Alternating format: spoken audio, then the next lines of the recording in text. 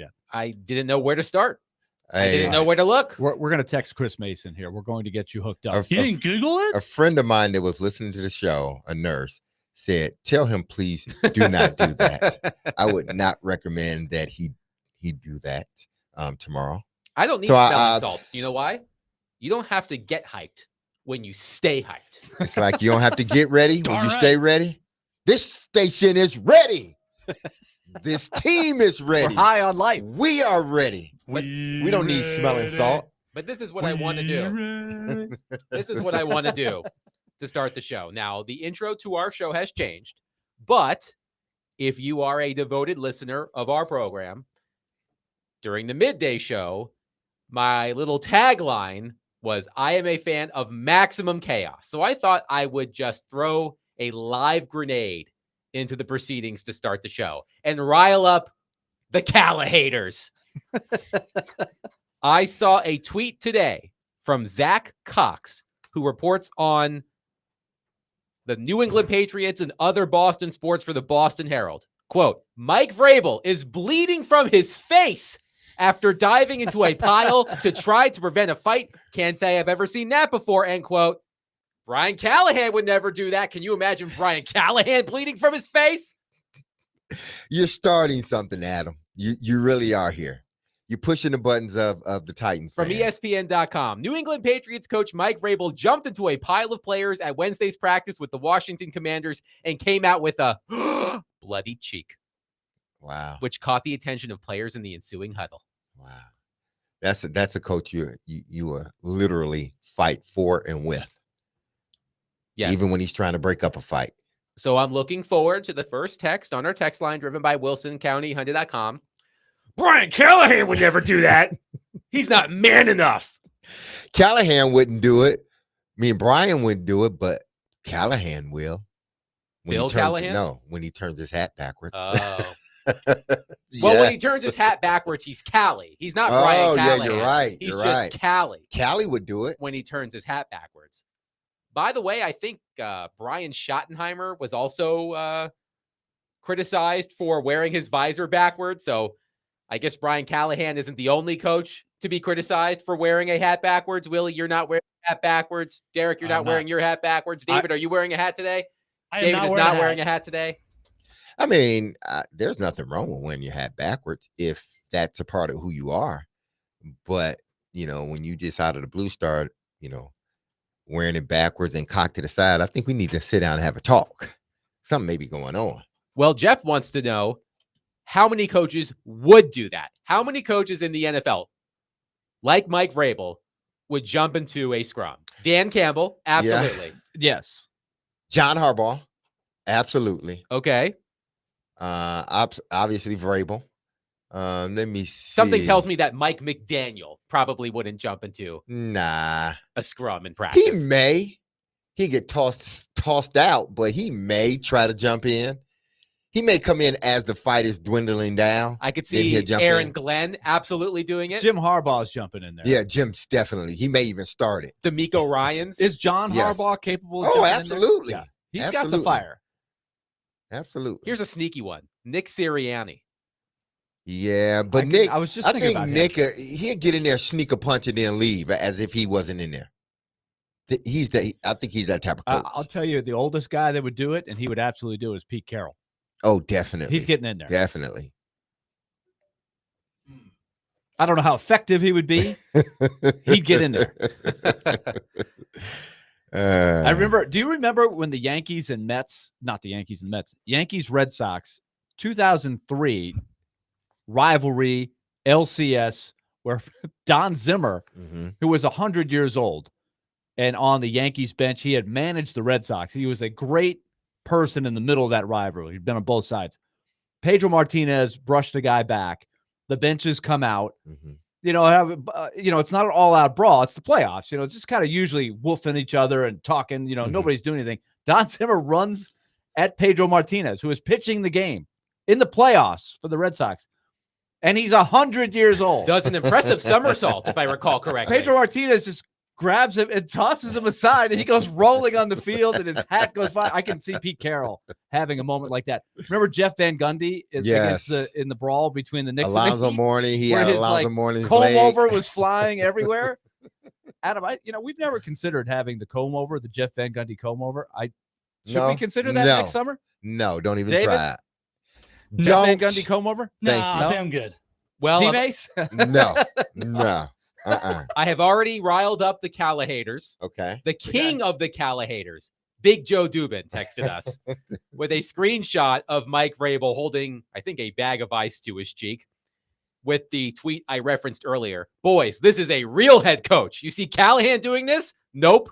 Then Andrew on our text line says, Adam, why are you saying that sardonically? What a great word. Ooh. What a great word. Sardonically, of course, means mocking or cynical. LOL, Vrabel did something crazy, haha. His players respect him. Titans players don't respect Callahan since he let Simmons act like a child with impunity. Tell me where the joke is again. Andrew, I just want to say, excellent vocabulary. Sardonically, impunity, bravo. Hold on. Our listeners are going in their bag with their words. I'm telling you, and we're now an after-school show, so we're going to contribute to better SAT scores. Absolutely. In the Middle Tennessee area. I've always wanted to be an SAT tutor. I think I'd be pretty good at it. So if your child gets the word sardonic or impunity correct on the SAT, you can send the check, courtesy of Adam Vingan. There you go. To the station. Why would you not call Adam to help with the SAT? I mean, it's a no-brainer. Just not the math part. Just not the math part. Yeah. I'm not so good at math. Well, we all ain't even good with at my everything. Big ass glasses. Exactly. There we go. And we're going to have a big ass glasses moment later in the program. But let's start with Titans practice. The final Titans practice in Nashville for what, a week and a half, 10 almost days. 2 weeks. Yeah. Because the Titans are en route to Tampa to practice with the Buccaneers tomorrow. They play the Buccaneers in Tampa in their preseason opener this weekend. Then they head to Atlanta for joint practices and a preseason game against the Falcons. Unfortunately, I was unable to get out to practice today, but both Willie and Derek were there. By all accounts, gentlemen, the offense performed quite well today. You are our eyes and ears. What did you see at practice? I'm going to go with the offensive line. I'm gonna let Willie talk about the other stuff that we saw. Because yes, the offense looked more fluent today. Yeah, they looked in sync, but I think a lot of it was because of the offensive line and what they were able to do. They gave Cam Ward time enough, and it wasn't like, oh, he would have been sacked. No, they did a 2-minute period, and I don't think there was a play where Cam Ward would have been sacked in their 2-minute period. So you got to commend the offensive line. It seems like they are becoming a cohesive group. Obviously without Cushenberry being out there, you got Levin, who seems to be filling in pretty good. You don't hear anything about the offensive line. And that was the main talking point the last 2 years. This year, it's been hush, and that's a good thing, because when you tend to talk about the offensive line this early, that's not good. At least past history here with the Titans over the last couple of years. But the offensive line has been a seldom talked about, other than, the first day of camp, a seldom talked about group. Why? Because I think these guys are, buckling down. These guys are becoming a unit. A lot of them are second year in the system, so that helps. I think these guys feel comfortable. You got guys in their normal spots, JC back to right, and then you bring Levin in center because Cushenberry's not there. Then you bring in a true left tackle. So it seems like the offensive line is doing a good job. That's what I was impressed with the offense, and Cam Ward and Willie will talk about that. But I know the offensive line, it starts with them and it ends with them. In the last 2 years, it has been bad, to say the least. So they're looking good right now, and hopefully that continues as they go and practice and play their first preseason game this weekend.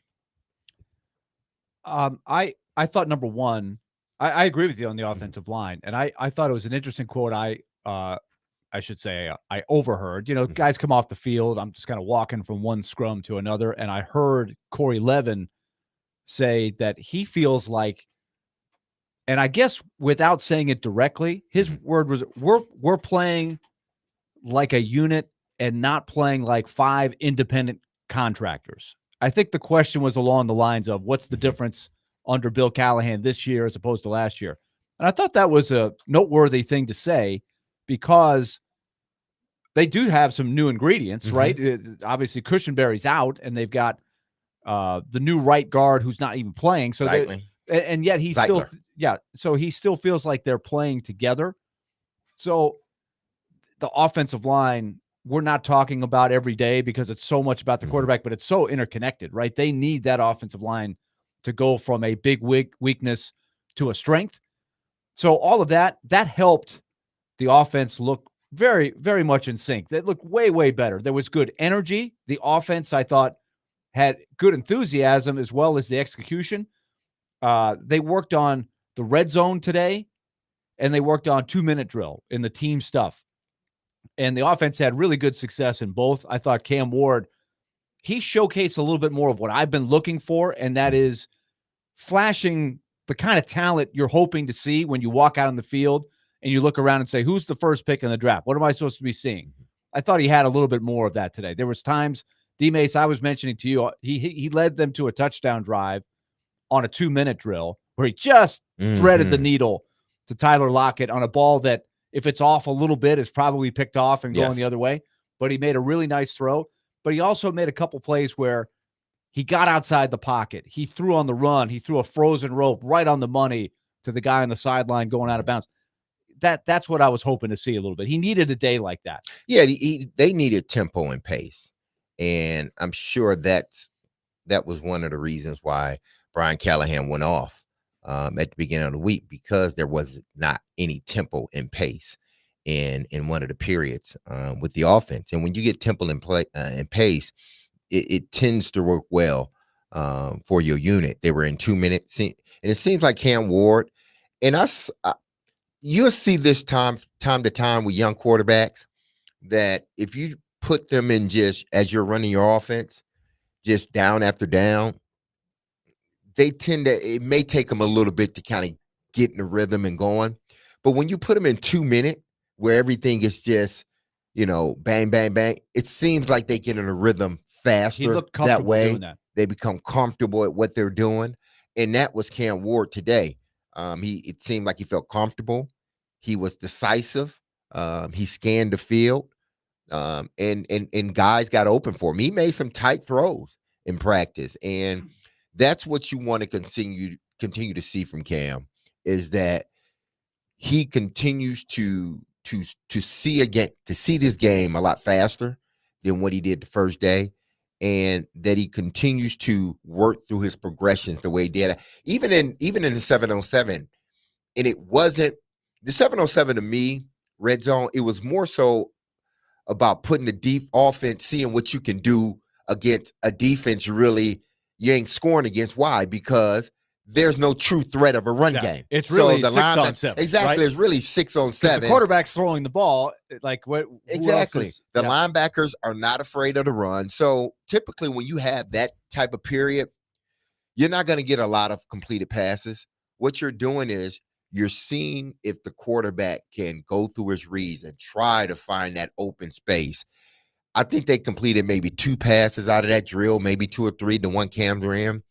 But it wasn't necessarily about, to me, completing the passes. It was about him going through his progressions, coming from one side to another. He did that several times, where I think he hit Tajay for one, and I think he may have hit another running back or a tight end for another.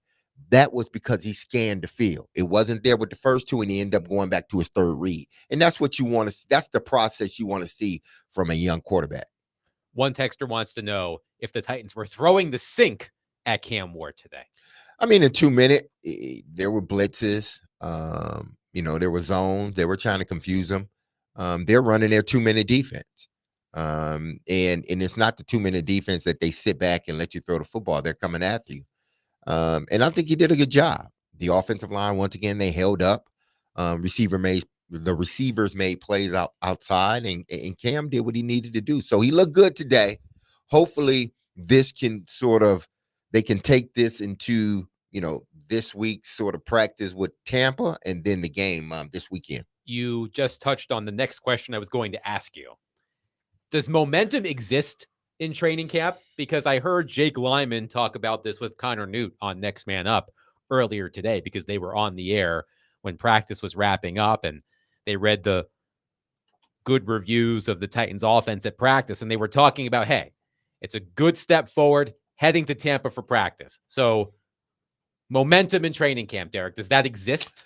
Momentum to me is confidence in what you're doing.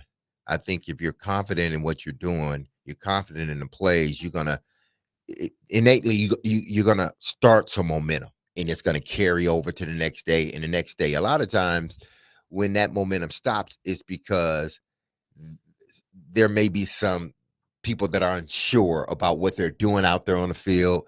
I'm unsure about, should I make that throw? I should have thrown that.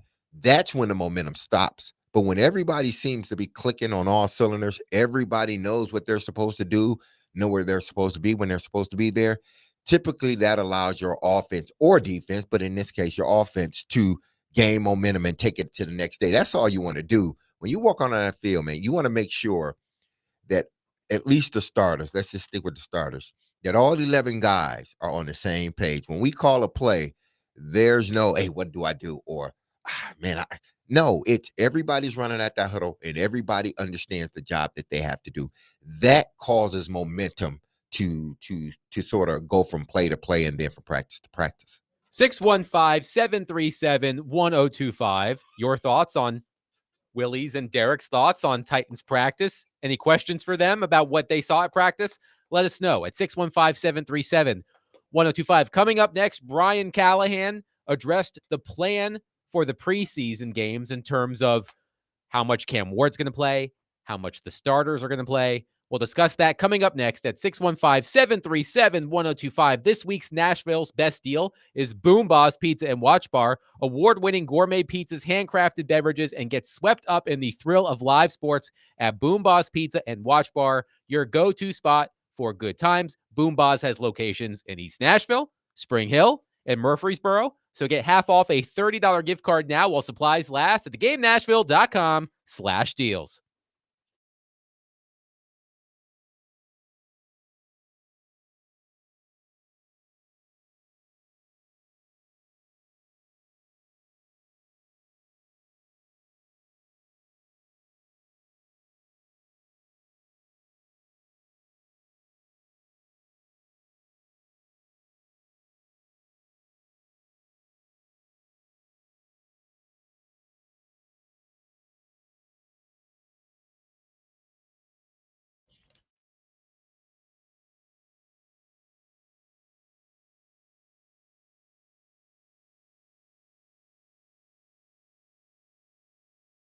Derek Mason here, and if you injured yourself in a motorcycle accident, go to lawtigers.com for your free case evaluation. Even if your accident was months ago, you have nothing to lose by calling Law Tigers for your free case evaluation. Insurance companies want to pay out as little as possible, or better yet, nothing at all. Law Tigers make sure you get the compensation you deserve and doesn't get paid until your case has been settled. They understand how much your bike gear is worth to you and will help you get it all repaired, or better yet, replaced. Law Tigers is the resource the motorcycle community turns to when it needs. So whether it's to support you at an event, or they see you broken down on the side of the road, with Law Tigers, you'll never ride alone. So call 1-800-LAW-TIGERS or visit lawtigers.com. That's Law Tigers. It's powered by Freeman and Fuson, and you can find them in Nashville at 2126 21st Ave South. That's Law Tigers, Tennessee's motorcycle lawyers.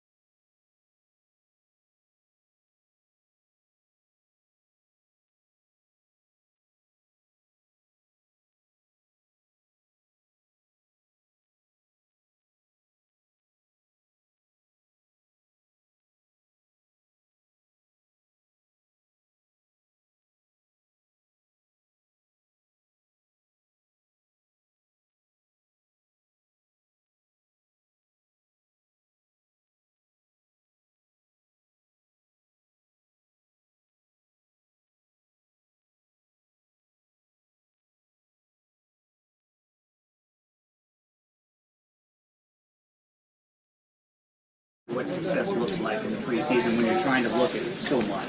Yeah, it's hard because it's not real, what I mean by that is your starters may be out there against the other team's twos. You're not going to see their fastballs. They're not going to see their game plan. All of those things lead to a hard gauge. It's still a football game. It's not practice, but it's also not a real football game either when it comes to game plans and pressure packages and all that stuff. So what you're looking for is guys to execute the techniques and the system at its core. So it's really more about what we're doing and how we do it. That's what you look for, and you look for us executing that at a high level, regardless of, again, who you're playing against or what's out there. You want that to look like you have you're executing things well the way you want them executed. Again, the score is sort of irrelevant to me. It's more about watching guys play and seeing them play real football and see who shows up. That was Brian Callahan before practice today, the Titans' final practice in Nashville for nearly 2 weeks as they head to Tampa to practice with the Bucs tomorrow. NFL Network is on in the studio, NFL Network, which will soon be part of ESPN, which we will discuss in a little bit. And they showed the statistics for the Titans defense last season. A reminder, the Titans finished second in the NFL in yards allowed per game, but 30th in the NFL in points allowed per game. Here's another big ass glasses moment for you. Bottom 3 scoring defense and top 3 total defense in the same season in NFL history. The 2024 Tennessee Titans, the 1960 Chicago Bears, the 1955 Pittsburgh Steelers, and the 1943 Steagles. Now, you may be asking yourself, Excuse me? the Steagles, officially known as the Phil Pitt Combine, was the team created by the temporary merger of the Steelers and the Eagles during the 1943 season. The two franchises were compelled to field a single combined team because both had lost many players to military service during World War II.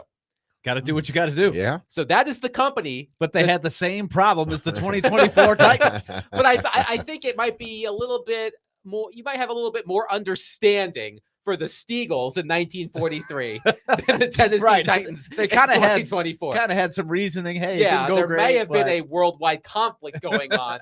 Their mind wasn't on being a top 3 defense, perhaps. But I was just reminded Did the of that. coach? Did that help the coach rationalize what happened? Or like, get that guy out of here. He doesn't know anything about football. Who's to say? But Brian Callahan this morning also addressed the plan for Cam Ward and the Titans starters during the team's 3 preseason games. Here is what Brian Callahan said this morning. What's your plan with Cam for the first preseason? Yeah, I mean, we're going to play. Our starters are going to play.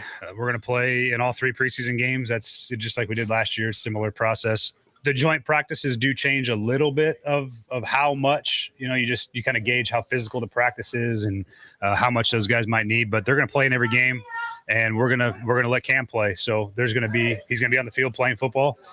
Hard to say how much at the moment. We'll work through that as we get to the practice tomorrow, but I would imagine for sure a series and maybe 2 in the first game with the starters. So he'll play. So that was Brian Callahan. The plan is for the Titans starters to play in all 3 preseason games at Tampa, at Atlanta, and at home against Minnesota. The amount will depend on practice and such, but Cam Ward will be out there in every game. We have one texter on our text line, driven by WilsonCountyHunted.com, says, I remember about 2 years ago, the Eagles starters played the whole preseason. Is that such a bad idea for the Titans since it's only 2 preseason games? Well, it's 3, but they get the point. To get everyone in the feel of the season, or are injuries a big factor to that? So, Willie, you hear what Brian Callahan's plan is for Cam Ward and the Titans starters in the preseason. Do you like what his plan is, and how much, if it were up to you, Coach Willie, how much time would Cam Ward and the starters play in each preseason game? I like the plan. I've always been one, I think, of letting the starters play a little bit, even if you have a veteran team. I think it's good to go through, at least a series or 2. I don't like one series either. Unless you have an 8 or 10 play drive, then I can see one series. But I like at least 2 series if it's me. I think what I would say about Cam Ward specifically is you want to make sure he's in there with at least the offensive line, maybe all the starters, but at least as many of the starters as possible. And if it's not the starters, your best backups, because what you don't want to have is a situation where it's live, he's in there, and you can't block because you don't have your offensive lineman in there. Now, the regular offensive line's had trouble blocking in the past, but at some point, Cam has just got to get reps. He's got to play. So I am for playing him, but I have seen some teams not play the rookie. I want to say this happened with C.J. Stroud his rookie year. They took him out, not because he wasn't doing great, but they just didn't feel like they could block for him. Yeah, and it'd be the same way with the Tennessee Titans. If, the offensive line isn't showing that they are protecting him, then they will pull their quarterback out, rightfully so. It's preseason. You don't want anything to happen to him. Typically, that first preseason game, when you're dealing with the young quarterback, it depends on how that first series go. You throw him out there for another. You just want to try to get him, and it may be some, quick passes just so he can get that rhythm going. But typically, what I've experienced is two series, and then they pull everybody. The last thing you want is Cam Ward to be on the field and his offensive linemen are not on the field, or his starting left tackle isn't on the field. They got a backup, or starting right tackle isn't on the field. When the starters are out there, the guys that you project to be starters, that's when Cam Ward needs to be out there. When they are not out there, Ridley, Lockett, Jefferson, then he comes off. Now, if you want to add Io Manor and DK into the equation, you can, but you got to give them some reps while the first team unit is in. But the minute those guys start going out, is typically after the second series, depending on how long the first one is. That's when you take a quarterback out. You don't play him, at least not the first game. You're not looking to play him a whole half. By the way, you mentioned C.J. Stroud, Willie. His rookie season, he played 8 series over 3 games. So that's a fair amount. Mm-hmm. It may not have been him that I was thinking of. Remember, there was several rookies we've been watching the last couple of years. But I think each team has a little bit of a different plan. But I am all for Cam Ward needs to play, and if he gets hurt, he gets hurt. I didn't like when you're like Drago on Rocky. He could get hurt in practice. He could. But you want to minimize, him. You don't want to expose him to unnecessary, things if you don't have to. That was very uncoach Willie like. Yeah, that was really like, where did that come from? I think, though, that I'm curious if the trend comes back. I think there was a sense the last couple of years of, oh, man, we cannot play our starters. Do not play the starters. And first of all, you can still have injuries in practice. And second of all, if you come out of the gate and you're not sharp and you're not on the same page, and then you've got everybody saying, why didn't you play the starters in the preseason a little bit more? I just think it's a natural part. That would be, to me, like not playing your starting pitchers in the spring training baseball games because you're afraid they're going to hurt their arm. Like, there's a process that you have to go through. I realize it's a completely different sport, but I think it's still a natural way to prepare for the season. So I'm looking at rookie quarterbacks from last year. Caleb Williams played 42 preseason snaps. They were horrid. Did you watch them in preseason? I did not. Yeah, they were not good. Jaden Daniels threw 15 passes in the preseason last year for the Washington Commanders. Drake May, in his first two preseason games, threw 14 passes, but went 13 of 20 for 126 yards and a touchdown in the preseason finale. So a varying amount there. I don't know how many snaps Jaden Daniels and Drake May played, but Caleb Williams played 42 snaps in the preseason. Because you can't control the number of plays, because if you go out and struggle and you have a couple 3-and-outs, you guy ran 6 plays and maybe he's 0 for 2 passing. You're like, I don't know if I want to put him out there again, because now you want to put the second team offensive line in. And so things can happen that deviate from your original plan. But I think to not play the guy at all, or make up your mind that you're not going to play him very much, is the wrong way of thinking, especially for a young guy. I think this is where you learn. This is where you can get some reps. Wes in Clarksville, he doesn't like this idea. He says, quote, new quarterback, a new O-line. Why do they continuously not want to play starters more in the preseason? I think they should play a minimum of a half per game. One series is not enough. I'd play them until offense scores 2 touchdowns. If they can't do that, then play the whole game. They don't want to get him up to speed in the preseason, but they will throw him out week 1 to potentially fail. See, this is where, the whole practicing against another team before you play comes into play. You figure, depending on how we looked in practice against this team, that may dictate how much, the quarterback, let's just say the quarterback plays. If they felt that he got a lot of good looks and he handled them well, then they may not play him as long. But if they think he needs some extra work, then they're going to hold him out there. I think as long as they feel comfortable or the quarterback feel comfortable with what he's doing. Now, if he don't get it, they're not going to leave him out there long. That's the last thing you want to do is leave your young quarterback out there too long and he's not developing out there. You don't see any good football. That's going to break his spirit more than anything. So you pull him out and you regroup and get back in there the next game. But I do anticipate Cam Ward playing 2 series. I wouldn't be surprised if it's only one, if it's a good one. Say if it's like 8-9 play drive. I wouldn't be surprised if they didn't go another one. But if they go, 3 and out or 6 plays and then they're punting or 7, then maybe they need to play a little bit more. 615-737-1025. How long would you like Cam Ward and the Titans starters to play in each preseason game? 615-737-1025. Coming up next, it is time for a Big Ass Glasses moment because Sean Payton shared his formula for evaluating quarterbacks. How does Cam Ward compare to other recent first-round quarterbacks using Sean Payton's formula? We'll discuss that coming up next. We'll take your reaction to Titans practice as well at 615-737-1025. Later today on ESPN 94.9 The Fan, the Nashville Sounds take on Jacksonville at First Horizon Park with first pitch at 6:35. Coverage is also available on the Game Nashville app and at theGameNashville.com. Sounds baseball on ESPN 94.9 The Fan is presented by Twin Peaks and Family Leisure.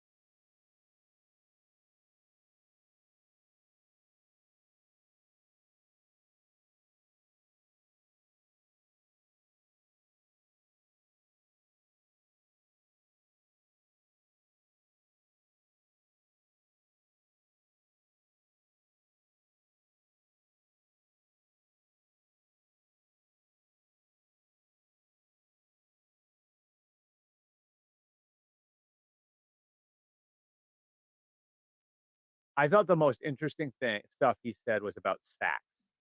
And he said to me, sacks is a quarterback stat. He's like, everyone goes and says it's the line's fault. It's, and it's a way of scapegoating other people when the quarterback is at fault. He's like, sacks is a quarterback stat. He's like, Brady never had high sack stats. Peyton Manning never had high sack stats. And then his own guy, he's like, you couldn't get free. Right. And, he said to me, he's like, what sacks are is for the quarterback, it's instincts, it's processing, it's ball out. It's not how fast you are, it's how efficiently you move. And so he had one of his analytics guys, I think the guy's named Tony Lazzaro, had one of his analytics guys go back and look at the last 30 years and said, can you find me a quarterback who had high sack numbers in college and then didn't in the pros? And he couldn't find anybody. Wow. Like correlates almost, he said it correlates very closely from college to the pros. Bad news for Caleb Williams fan. Yeah. So I thought it was fascinating. And he said, who are the top two in when we did the sack study, who are the top two guys? Jaden Daniels and Bo Nix. That was Albert Breer on the MMQB podcast talking about Denver Broncos coach Sean Payton and Broncos quarterback Bo Nix. Of course, the Titans open the season on the road at Denver in about a month. But it is time for our big ass glasses segment of the day. And by the way, if any optical boutiques are listening, together at cromwellmedia.com if you want to sponsor big ass glasses, because this is when I get incredibly nerdy. So Seth Wickersham of ESPN is writing a book, or he wrote a book. It will be released next month. It's called American Kings, a biography of the quarterback. And yesterday, Wickersham published an excerpt of this book at ESPN.com with the headline, How Bo Nix Aced Sean Payton's Quarterback Test. Now, gentlemen, if I recall correctly, when the Denver Broncos, drafted Bo Nix as high as they did, it led to a lot of head scratching. Do I recall this correctly? I think he was not a no-brainer first rounder, if I remember correctly. Not that I am picking that high. I think some people were like, "Oh, okay." So Sean Payton came up with a formula to evaluate quarterbacks from college to the pros. From Wickersham, quote, he looked at the rate of negative plays. It talks about Patrick Mahomes to start this story. So he looked at the rate of negative plays against Mahomes' total dropbacks, percentage of sacks, fumbles, interceptions, then added them together for the average.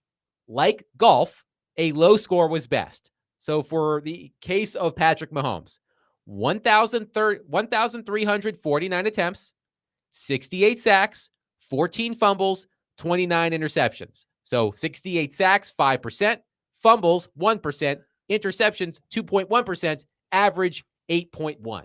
So this is Sean Payton's formula to evaluate quarterbacks. Caleb Williams had an average of 17.5 because Caleb Williams had 32 fumbles. This must be his last season. It can't be. Would this have been his last season at USC? It doesn't specify. Drake May, his average, 10.5. Bo Nix, his average, 2.3. 2.3. Apparently, Bo Nix never fumbled the ball in the sample that Sean Payton pulled. So here's what I wanted to do. I wanted to use this exercise on Cam Ward. So I went to Pro Football Focus, and I pulled Cam Ward's numbers from his final 3 college seasons. So his 2 seasons at Washington State and his final season at Miami. I did not include Incarnate Word. So his final 3 seasons. Here's what I came up with. 1,441 attempts, 23 interceptions, 112 sacks, 27 fumbles. The 23 interceptions is 1.6% of the total attempts. The 112 sacks, 7.8% of the total attempts. And the 27 fumbles, 1.9% of the total attempts, for a total of 11.3. So according to Sean Payton's model, Cam Ward over his final 3 college seasons had an 11.3. Again, to compare, Drake May 10.5. Caleb Williams, 17.5. Patrick Mahomes, 8.1. Bo Nix, 2.3. So Cam Ward, 11.3. Now I did this exercise as well, only looking at Miami, 7.5. So not bad, but not in the Bo Nix range, which was something that Sean Payton really valued heavily with his evaluation. Now, let me bounce this off of you, D. Mace. Sacks are a quarterback stat. Now, we watched a lot of sacks, not only last year, but the year before, and even going back to when Ryan Tannehill was quarterback. Ryan Tannehill got sacked a lot. He held the ball a lot. Last year, let's look at Will Levis. He was sacked 11.99. So 12% of the time he was sacked. That was second most in the league to Deshaun Watson, who seemed to be last in every single category in the 7 games he started. So Will Levis, 12%, an extraordinarily high number. Mason Rudolph, who last I checked was playing in front of the same offensive line as Will Levis. True, they didn't run out 5 new guys when they changed quarterbacks. He was only sacked 4.6% of the time.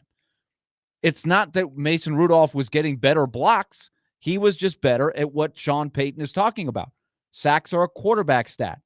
So maybe we should give the offensive line a little bit of grace, because I think we fell into the trap that Sean Payton said to Albert Breer there, that everybody moans and groans when the quarterback is sacked, and they say, well, the offensive line isn't doing the job. He puts it on the quarterback, and he says, if you show me a quarterback who gets sacked a lot in college, I'll show you a quarterback who's going to get sacked a lot in the pros. And so I thought that was a really interesting perspective there. I think it is. But listen, the game has changed, and it's not just black and white. You know, when you throw these numbers out here, are you taking into account everything that's going on? Offense that they're running, personnel that they have, down and distance. What time of the game are these sacks coming? Do they have to hold on to the ball a little bit longer if they're trying to make a play down the field? There are a lot of other variables within this that takes place. I get it. It can be a part of, what the quarterback is thinking. I was told as a young player, especially in a Mike Hummerdinger offense, and Les Steckel, there's always an outlet. There's always an outlet built in. You just got to find it, quarterback, and you got to find it fast enough so you don't get sacked. Some quarterbacks end up finding it, end up picking up the offense and knowing where all of their hots are, where all their men are, and they can pick it up very quickly, whether it's Peyton Manning, Tom Brady, Drew Brees, Patrick Mahomes, guys like that, even Lamar Jackson. So, yes, it can be a quarterback stat, but also we got to look at what type of offense are they running, Right. Is it 2 minutes left in the game and they're trying to hold on to the ball and make a play? There are a lot of other variables, I think. Right. It does matter the type of offense.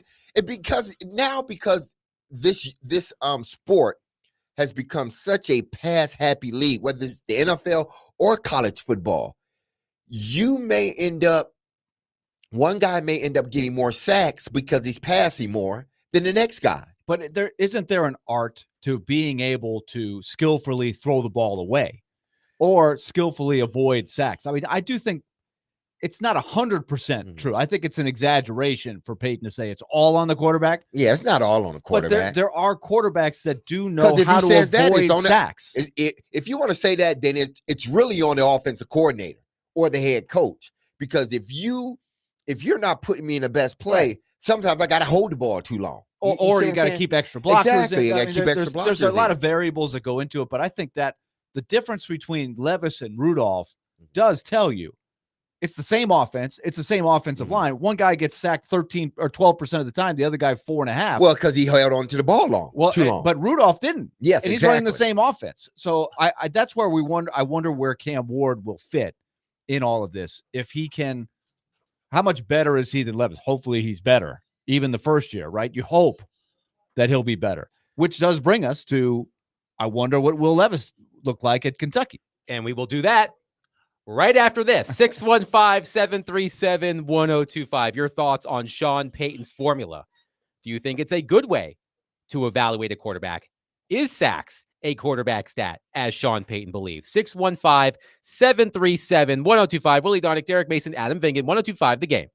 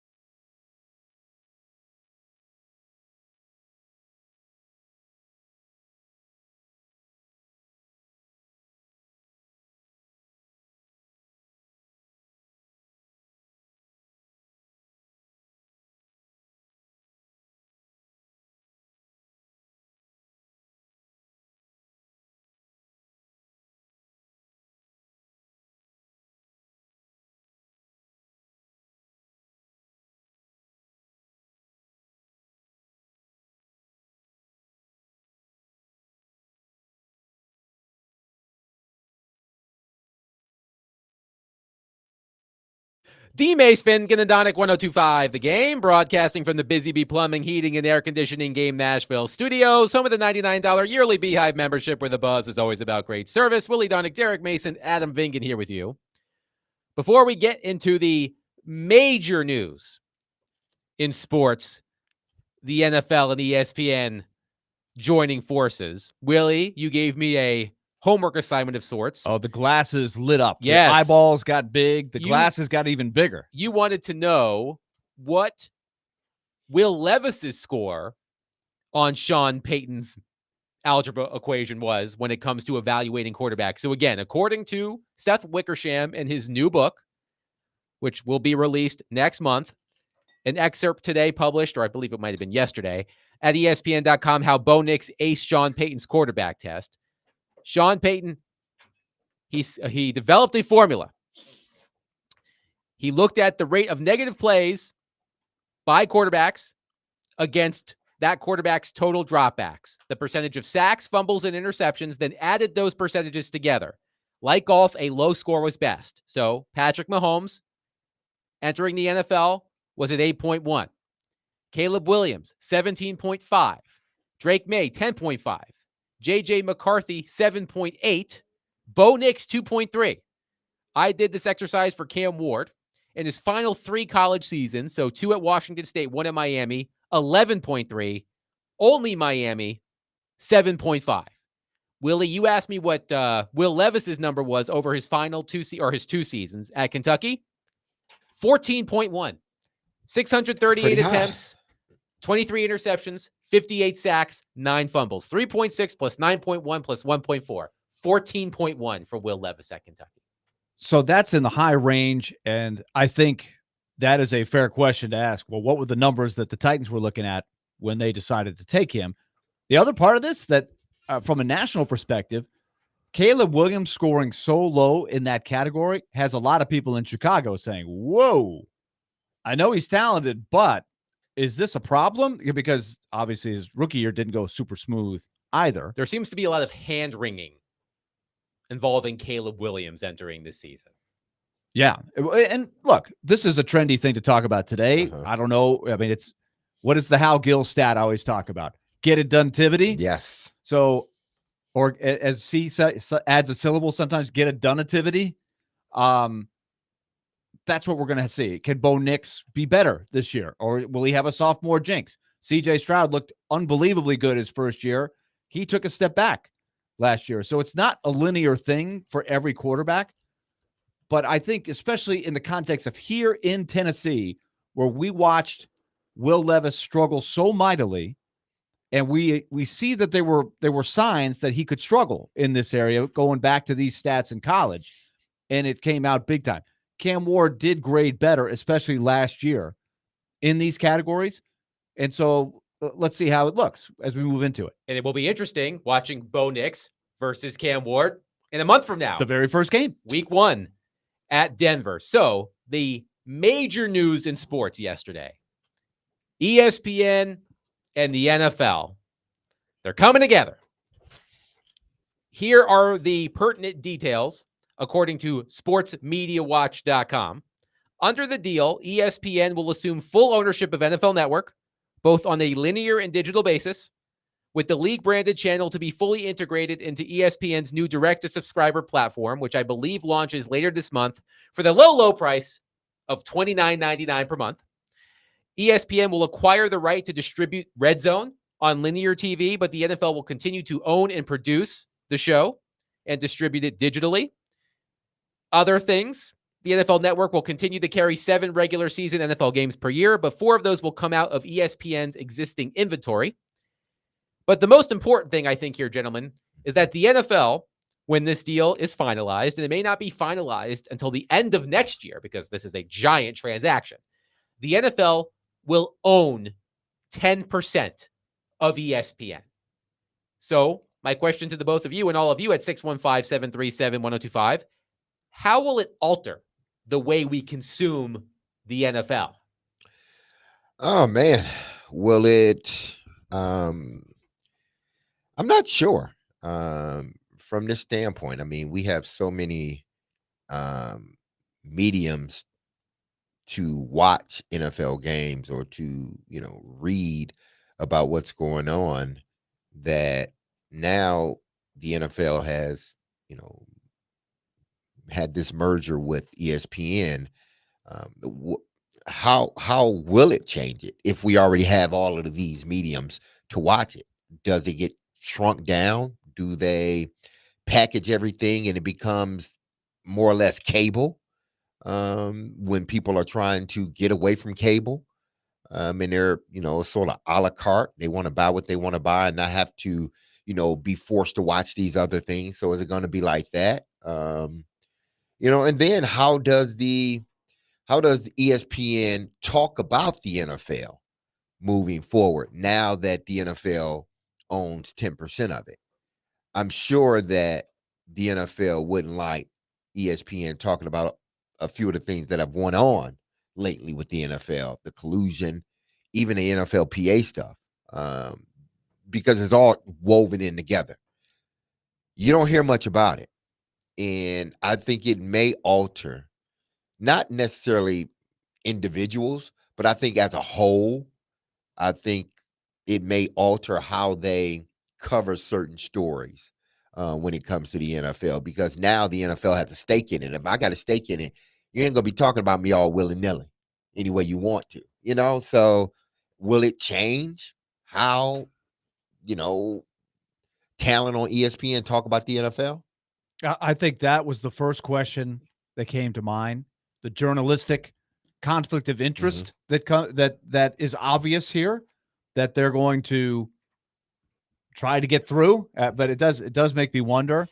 The other part of this that is not in the headlines here, but I think it's mentioned in the story, is that ESPN, if you watch, they have been trying slowly and steadily to get a little bit more of the action with their direct gaming part, the gambling part, right? They've got their own ESPN bet thing now, right?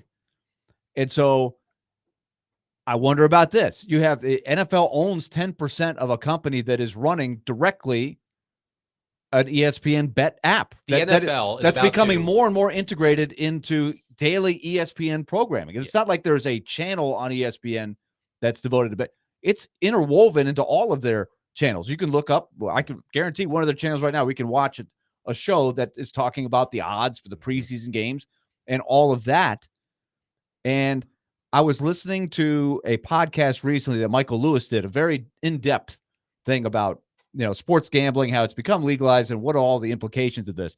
So FanDuel, he says in this that FanDuel and DraftKings combined have about 80% of the market. So ESPN, I'm guessing, in their grand scheme, just because we are in an era right now where sports betting is at an all-time high, it's probably not going to slow down anytime soon. ESPN wants to, they probably feel like, hey, we can compete with those guys, but the NFL owns 10% of you? That doesn't seem to be something that sounds good. So June Lee, sports reporter, tweeted this yesterday, quote, "The NFL will own 10% of ESPN, which licenses its name to a sportsbook. The NFL will directly profit from sports gambling." There you go. Roger Goodell said in 2017, quote, "We still strongly oppose legalized sports gambling. The integrity of our game is number one. We will not compromise on that." Oops. The NFL, June Lee continues, has been profiting from gambling for years, but this is new. Equity in a media company that promotes a branded sportsbook that's much deeper. That's a much deeper conflict of interest. Don't you think? Do you agree with that? Because I think from afar, you can say, well, they're already taking all the advertising money from DraftKings and FanDuel and all the other ones anyway. But I do think it's different when they're a stakeholder. True? Doesn't that make it more ripe for controversy in some form? They may be able to say right now, no, that sounds good, but look, we're now getting into, there are two pitchers for the Guardians that have been suspended for things like that. I feel like as we move forward, there will be more stories of a Calvin Ridley, a Nicholas Petit-Frere, this guy or that guy. In hockey, it was Shane Pinto. There's going to be more of these, right? And now for the NFL part of it, your own, you're directly tied to a system in ESPN that isn't known for gambling. They're not known like FanDuel and DraftKings, but they've got that, and it's going to become bigger. Derek touched on another part of this, which is not probably going to register with a lot of sports fans, but the journalistic aspect of this, the journalist in me is shuddering at the thought of this, because we mentioned Seth Wickersham earlier in the show.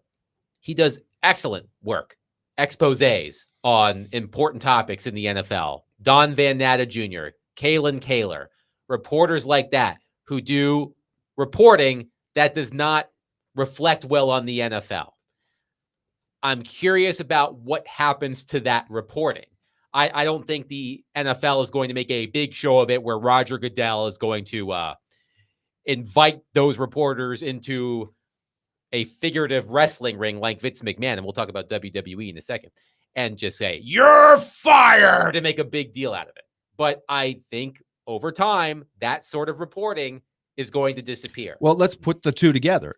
I mean, in the future, I would say there's a pretty good chance. When I say in the future, it could be in 1 year, 5 years, but at some point, you can envision a scenario where there's a betting scandal, and the NFL and ESPN would have a lot of clout to be able to sort of squash or, at least counter. Let's say that another media source comes out and says, "Hey, we got a betting scandal going on in the NFL. This is unbelievable." You see what I'm saying? That if you can influence the media, something as big as ESPN, which the NFL would appear to be able to do easier, plausibly, then you can see all the issues that might come up with that. You're able to sweep under the rug the watchdog that you have sometimes with, journalism. The media, that's supposed to be our watchdog, right? The other aspect of this is here is now another streaming service that you're going to have to buy to watch sports. I mentioned and June that's where Lee. D-May started. Yeah, I was thinking the same. There's like, we always have to figure out what the heck are we doing with that. I mentioned June Lee earlier. He wrote a column that we discussed in the New York Times back in June about how American sports leagues sold out and shattered sports culture. And he wrote, quote, "I subscribe to nearly every service there is with live sports. YouTube TV, MLB.TV, NBA League Pass, NFL Sunday Ticket, Peacock, Apple TV Plus, Max, now HBO Max, Amazon Prime, and Paramount for $2,634 a year." Now, ESPN, by the way, the new streaming service for ESPN is just called ESPN. ESPN will cost you $29.99 a month.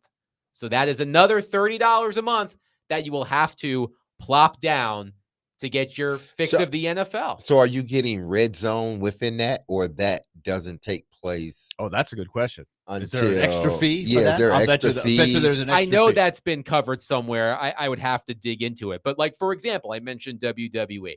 It was announced today that ESPN, the streaming service, is now a partner with World Wrestling Entertainment, and all of WWE's major premium live events, they're called, used to be called pay-per-views, are now going to be on this ESPN streaming app.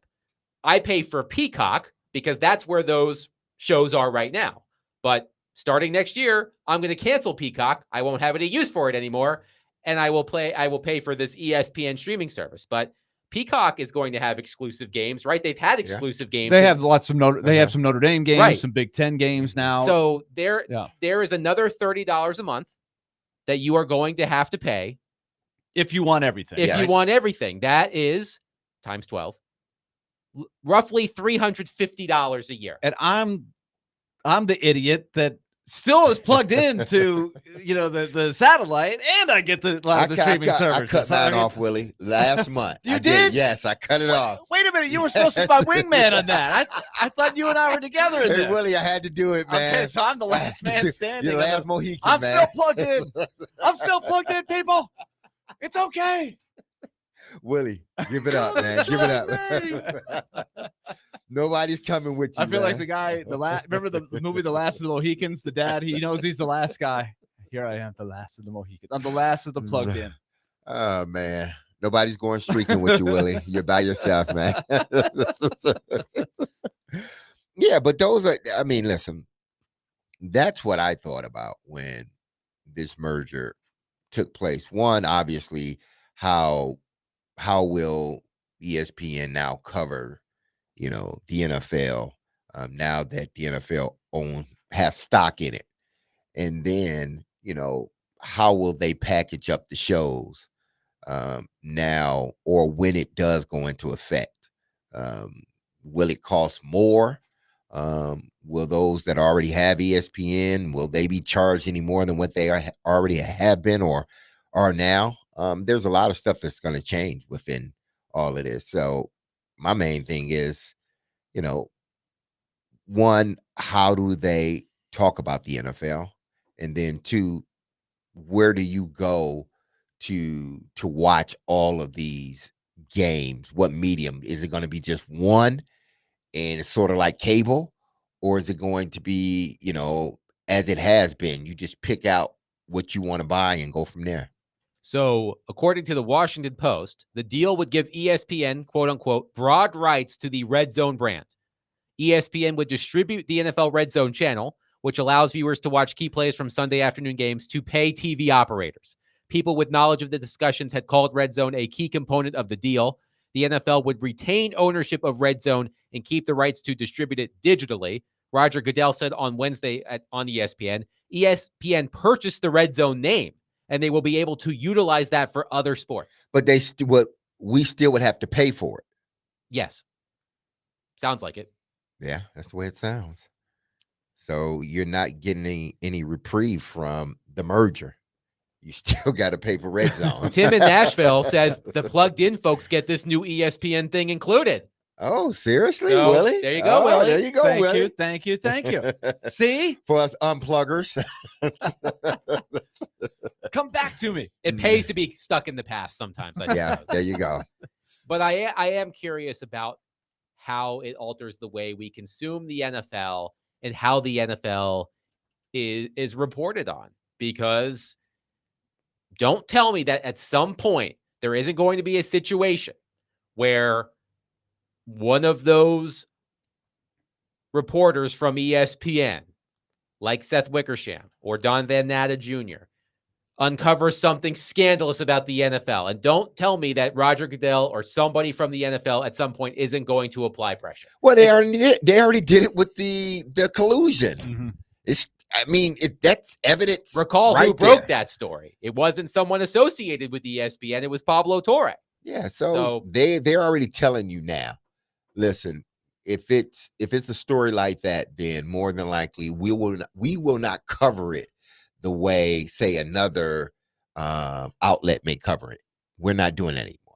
615-737-1025. Your thoughts on this gigantic transaction. $1 billion. More than $1 billion. This huge transaction between the NFL and ESPN. 615-737-1025. Coming up next, I stumbled across an interesting story about NFL ticket revenue and where the Titans sit in the NFL. Spoiler alert, it's not great. But we will discuss that coming up next. 615-737-1025. Let's give something away, David James. Be caller number two. Caller number two. 615-737-1025, and you will win a pair of tickets to see Robert Randolph at Fog Street Lawn Club on August 15th. Caller number two, 615-737-1025. Willie Donick, Derek Mason, Adam Vingan, 1025 The Game.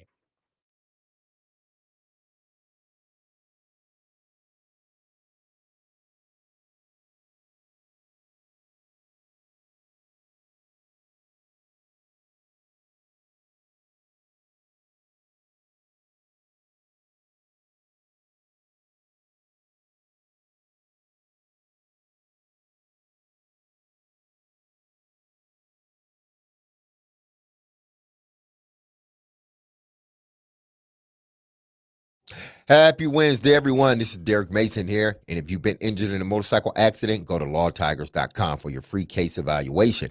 Even if your accident was months ago, you have nothing to lose by calling Law Tigers for your free case evaluation. Insurance companies want to pay out as little as possible, or a matter of fact, nothing at all. Law Tigers make sure you get the compensation you deserve and doesn't get paid until your case has been settled. They understand how much your bike is worth to you and will help you get it all repaired or better yet replaced. Law Tigers is the resource the motorcycle community turns to when in need. So whether it's to support an event or to see you broken down on the side of the road, with Law Tigers, you'll never ride alone. So call Law Tigers or visit lawtigers.com. That's Law Tigers. It's powered by Freeman and Fusen, and you can find them in Nashville at 2126 21st Ave South. That's Law Tigers, Tennessee's motorcycle lawyers.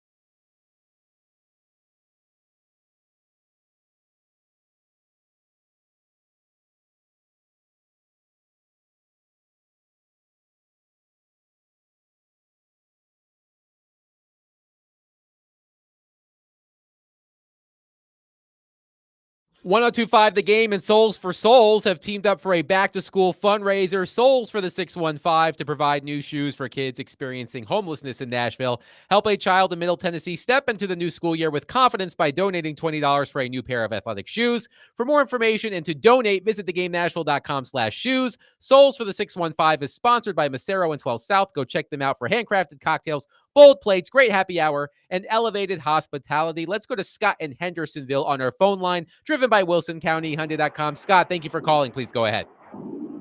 Yeah, so Willie, let me see if I can get this straight. For the same amount of money that I am spending subscribing to all these different services, which, by the way, now want to bundle, I can keep my cable bundle and watch like 5 different games at the same time on Saturday without having to log in or, let me get out of the app and go back to the in-app menu and select a different app. I can switch channels like twice per second if I want to and not miss anything. And I can look at the menu of what's coming up without having to get out of my broadcast. So, I mean, these little millennial cord cutters, who's the smart guy now? Who's the smart guy now? I say I'm that with you, the guy Scott. with a Comcast box in his house is the smart guy, saving the money and can actually watch more stuff problem free. And what people don't want to Thank you, admit Scott. is a lot of people are the millennials. Uh-huh. They're just mooching off their parents' thing anyway. That's why they're cord cutting. But Scott does point They out never had it's a a lot cord. more. They never had the cord. Yeah. That's true. Don't look at me. I had cords. I had mean, Had cords. like past tense. Yeah. Past tense. I do But wonder if it will ever circle back to, hey, it's a lot more easy for some of the things he said. It's a lot easier to find the games. I do know that I know where I'm going to find all of the games that I want to watch. And of course, it's part of my job is to watch a lot of games. So that's part of why I justify it. Well, if you have a certain streaming platforms, you get 2-3 games and you know where to find those too, because it has a catalog and it has channels. So it's the same thing. It's just with cable, all that other stuff, all the other fluff that cable gives you and you don't watch, but you're paying for. Yeah. The bundle is also confusing. I do wonder, are people getting confused? Are you getting to a point where you're like, why did I go down this rabbit hole? It used to be so simple.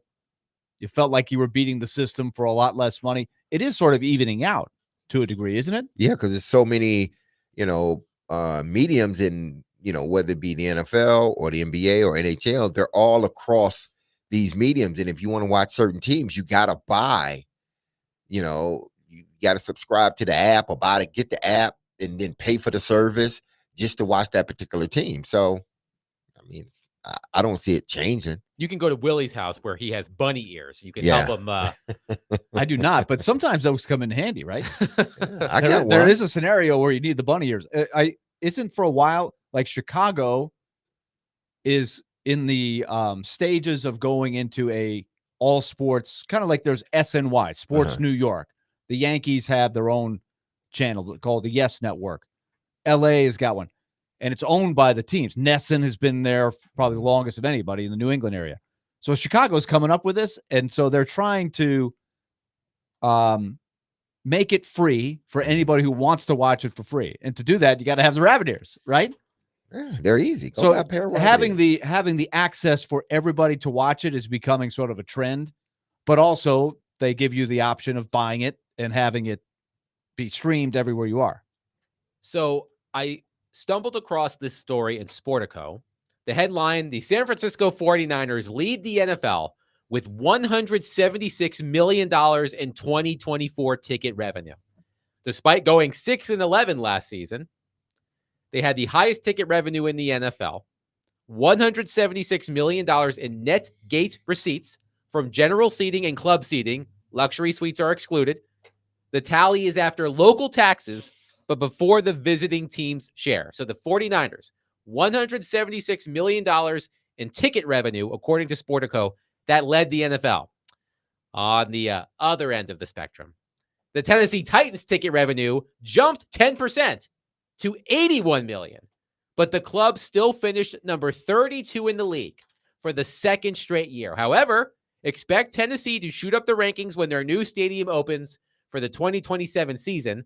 The Colts at 83.3 million and the Cardinals at 83.4 million had the next lowest gate receipts in the league. So the gap between the worst team, the Titans, and the second worst team, the Colts, $2.3 million. When it rains, it pours. I do wonder where TV, when you threw these numbers at me, a couple of questions I had. Like Indianapolis is also a comparable size market, not one of the bigger markets in the league. So how does that affect your ticket revenue, even though they have the Palace, right? They've got Lucas Oil Stadium, which you would think would give them revenue streams, because that's part of that article is they think when the new stadium opens, the Titans will have the ability to finish higher on this list. I think Nashville is a bigger TV market now, or bigger overall metro market than Indianapolis. But at the same time, I have a lot of questions about what all this means. And one of them is, have they always been this low? Or like when the Titans have been really good, the height of the Ryan Tannehill, Derrick Henry era, where would they have ranked? The Derek Mason years, where did they rank? You know, when I mean, it was a sellout every game during that time. And it was a sellout of Titans fans. Out, yes. Yeah, if Titans fans, all the seats full kind of sellout. The same teams tend to lead the NFL every year. Okay. So this past season, 2024, 1-5, Niners, Cowboys, Eagles, Broncos, Dolphins. 2023, Niners, Cowboys, Eagles, Raiders, Giants. The Falcons were in there. That's interesting. No, the Eagles, not the Falcons. No, the year before you said did you say the I Falcons? said were the in there? Broncos. Oh, Broncos. Broncos and Dolphins. The Niners have led this category 3 consecutive years. 2022, 2023, 2024. And But what was they happening to the well, they were winning. They were winning. But they also play in an incredibly expensive place to live in Santa Clara, California, the Bay Area. Mhm. That area of the country is incredibly expensive to live in. But there are a lot of questions, Willie, that when I shared this with you, you posed. And I think they are interesting questions for our listeners as well at 615-737-1025. Is the ticket revenue number a function of being in a smaller market? Is it a function of the Titans' inability to connect with their fans and sell tickets? There are a lot of different ways you can go about this. But again, the Titans, according to Sportico, $81 million in total ticket revenue in 2024, the lowest in the NFL for the second year in a row. I've always felt that the Titans are not good at maximizing their ability to connect with fans and sell tickets to their fans. I think they have fallen way short in that. So I don't think they are reaching their potential. And I look at the next couple of years where they're going to be playing in the old stadium, which they haven't taken care of at all. And now they're really going to neglect it because the focus is going to be on finishing building the new stadium. So in the meantime, you got to sell tickets for 2 more years. So what's that number going to be the next couple of years? The other offshoot of that is how much, if any, is that hindering their ability to maximize the talent they put on the field? Because that has often been used, right? The Titans are a cash-strapped team compared to others, and that they don't have the ability to utilize the loopholes in the salary cap as much as other teams that can put a big wad of cash up front. Remember, there used to be some discussion of whether Jeffrey Simmons would re-sign with the Titans because they weren't sure they would be able to load the truck up with the kind of signing bonus it was going to take to sign him. And they got that done. But that has been a label that is put on the Titans ownership because they're one of the few that's still left. Because number one, they play in a small market, and number two, it's a family-owned team, and there are less and less of those in sports across the board now. This all boils down to if you're winning, people are coming. If you're losing, if you're consistently losing, as the Tennessee Titans have, people are going to stop coming. They're going to be checked out. Oh, and by the way, they removed about thousands of parking spaces, and they're doing construction over there. Nobody really wants to take the time out right now to go to a game when it's just going to be more of a hassle getting there than it ever has been. And the team isn't good. So if this team is good, the ticket sales are there. They can justify the 10% raise in ticket prices. When a team isn't good, the fans will hold on for a minute. But as we've seen, by each passing year, less and less people are going to games at that stadium across the Cumberland. And again, it all has to do with them winning ball games. If they win, they can raise the ticket prices every year if they want to. But my recollection of the best years of the Tannehill teams in the Vrabel era with Derrick Henry in his prime, where they had a legit superstar, I felt underwhelmed at the games I was at and the games I would watch. Too many of the other teams' fans were in there. I didn't think they were selling out hard sellouts. Of course, one of the years was 2020, where you couldn't have fans, right? So that was a really good year for the Titans. But I don't think they really had momentum and a fever even at that point. So I think some of it is their own doing. So I would ask the question is, do we think all of the problems are going to be solved in the new stadium? Because we also know that there's a brewing story that what they're asking their hardcore fans, the ones that have been there for a long time, they're asking them to spend a lot more money to keep the same seat or to pay the same money they're having to get a seat that's way in a different spot in a lot of cases. So these prices have been pretty eye-popping from all the things we've heard. So is this going to solve the problem? When they say, well, they're expected to move up these rankings when the new stadium opens, are they? But the Titans are not the only team that is dealing with ticket prices going up. Oh yeah, this is an NFL it's thing. An NFL thing, and what keeps fans in the seats is if you have a winning product and you go to the stadium, and if there are things for you to do there or around the stadium. When you're not winning, I don't care what's going on. The ticket price could be $5. If you ain't winning, nobody wants to see you play. Ask the Tampa Bay Buccaneers way back in the days. Hell, I asked the Detroit Lions. I was there. The tickets were giving away tickets every week, and still nobody was coming. Why? Because y'all are not good. So if the Titans can get back, which they hope they can, with the addition of Cam Ward, if they can get back to their winning ways, we're not going to be talking about, and it's unfortunate because, man, these ticket prices are getting a little bit too high. But if they start winning, everybody wants to be in the building of a winner, no matter how much it costs. 615-737-1025. According to Sportico, despite the Tennessee Titans ticket revenue jumping 10% to $81 million, that figure last in the NFL in ticket revenue this past season. The Titans have occupied that spot each of the past 2 seasons in Sportico's analysis. Are you planning on going to games this season, considering the ticket prices and the product you're probably going to see on the field, you're going to have and to the dodge? construction you're going to have to dodge to go to games, and the parking situation? Are you going to wait until the stadium opens in a couple of years? Let us know. 615-737-1025. Let me tell all of you out there that this isn't just a concert, it's a cause. Trinetics Rock the Cradle helps gives fragile newborns a stronger start and keeps moms close when it matters most. With Tim McGraw live on stage and your support behind every beat, Ascension St. Thomas is turning music into healing. Tickets are on sale now at rockthecradlenashville.org.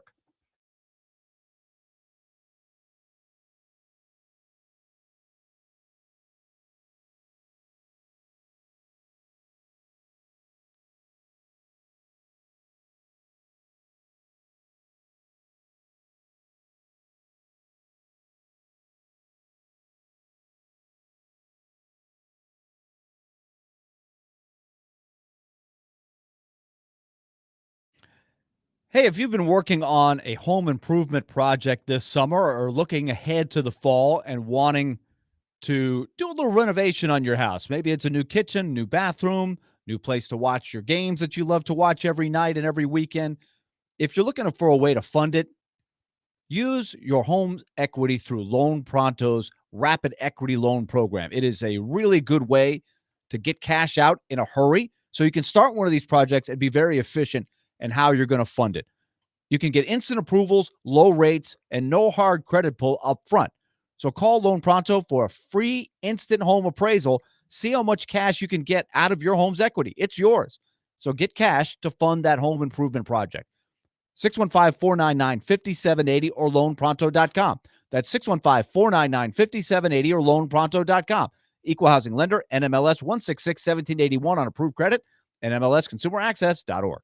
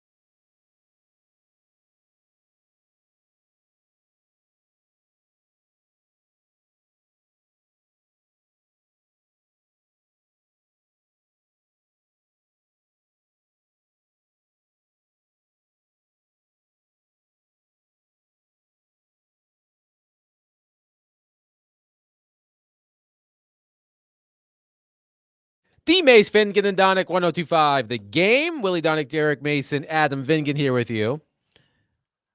Talking Titans. Sportico has a story about NFL ticket revenue in 2024. The Tennessee Titans, despite a 10% bump from the previous year to $81 million in ticket revenue, 32nd in the league for the second straight year, which means last. However, expect Tennessee to shoot up the rankings when their new stadium opens for the 2027 season. That is what Sportico writes about that. One texter on our text line driven by WilsonCountyHunting.com. And if you want to be involved in the conversation, 615-737-1025. Our phone and text lines are driven by WilsonCountyHunting.com.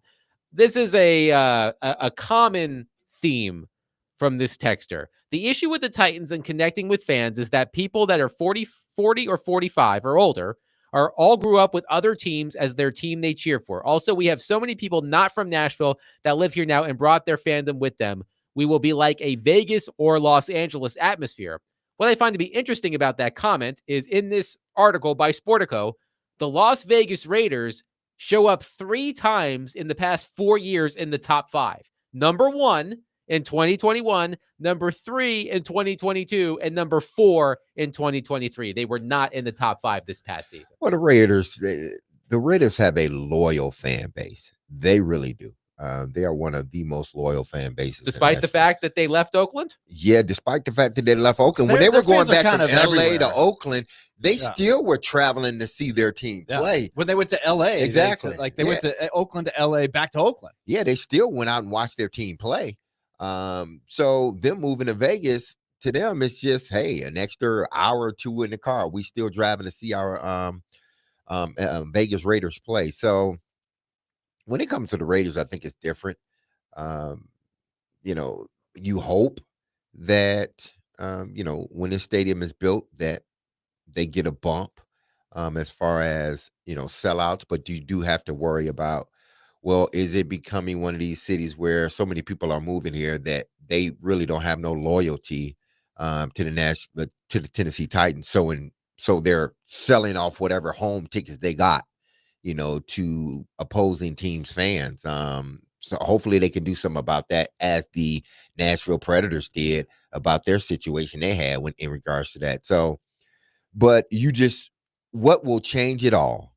And you can throw any analytics or data in front of me. What changes it all is winning. If you start winning ball games, the fans will come. And unfortunately, they're going to pay the money that it's going to take to get inside of that new stadium.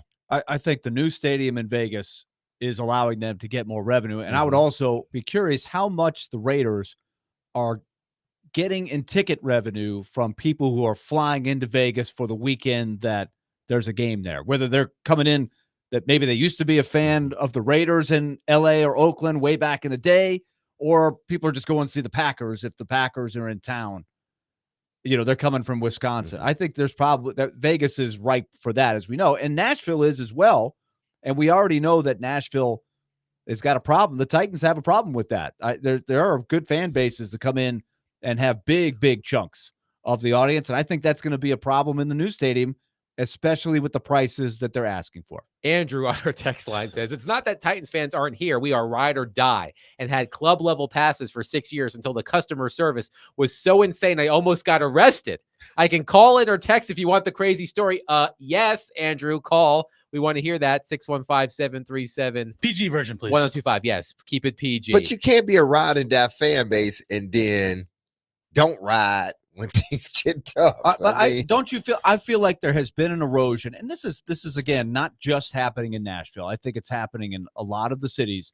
The ride or die fans, who are the ones you really want in there, but they're eroding though because of the prices, because of the fan experience, and especially when you go from an older stadium to a newer stadium, you price out a lot of those. And that's not just football. That's not the NFL. That's sports, pro sports in general. So the ride or die fans a lot of times are watching on TV and not contributing to the atmosphere. Like when you were playing, D-Mace, those first 5 years, brand new stadium, you guys went from a team that was getting made fun of because you were playing in the Liberty Bowl or Vanderbilt and it was still the Oilers. Mhm. There was not an identity.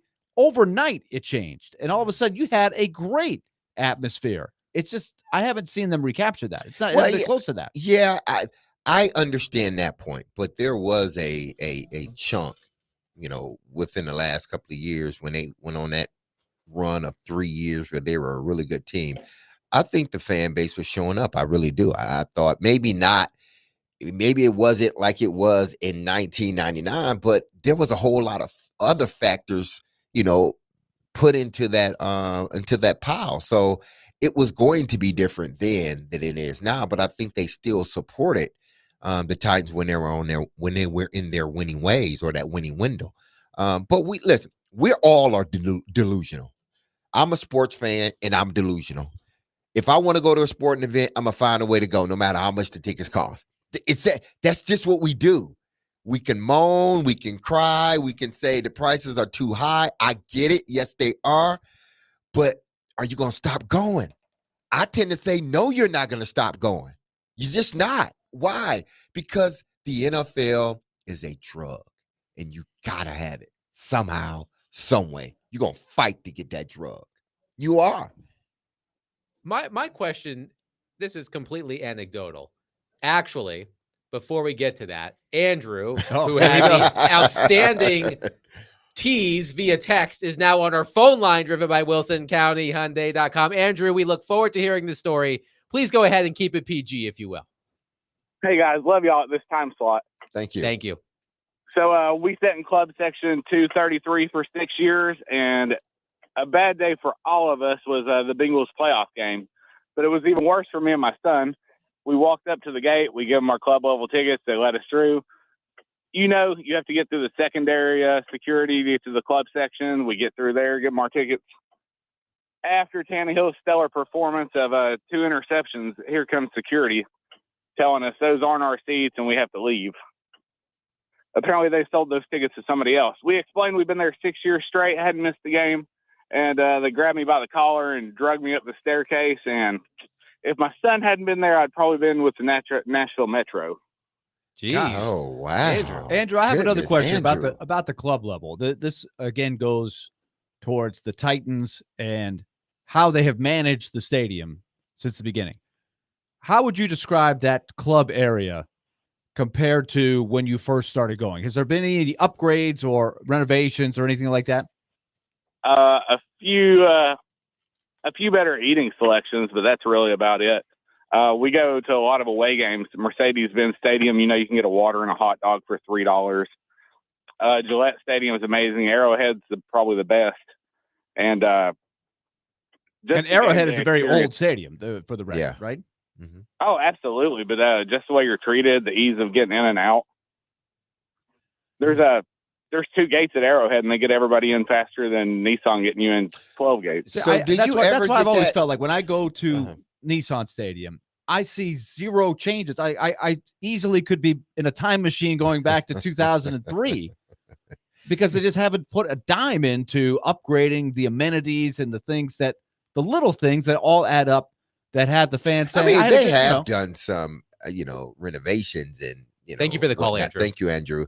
I did want to know, like, that's not cool if that's how it happened. And I'm not especially saying for that, a big playoff game. exactly. And these have been his tickets for what, 6 years? He He said, said 6 years. yeah. And y'all let him in both waves or both checkpoints. And then it's not until later in the game, y'all accost the man and tell him those ain't his seats and y'all hem him up.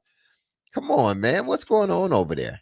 615-737-1025. We will continue this conversation because we have a lot of reaction on our text line driven by WilsonCountyHyundai.com. But coming up next, Jonathan Hutton from Hot Mike with Hutton and Withrow, fresh off Hot Mike with Hutton and Withrow because it ends at 5 o'clock. He will join us coming up next. We will hit all of the topics with him that we've already discussed and more. That's coming up next. Willie Donick, Derek Mason, Adam Vingan, 1025 The Game.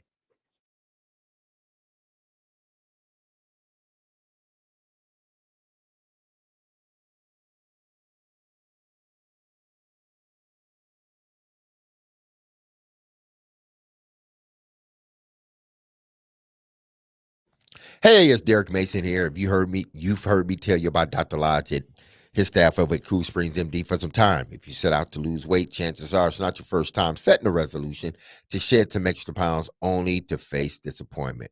But I got some good news because that Cool Springs MD, Dr. Lodge, and his team understands the frustration of this cycle, and that is why they offer a different approach to weight loss. Their comprehensive weight loss program is led by Dr. Jeffrey Lodge and addresses the root cause of weight gain with tailored nutrition, exercise, blood test supplements, and more.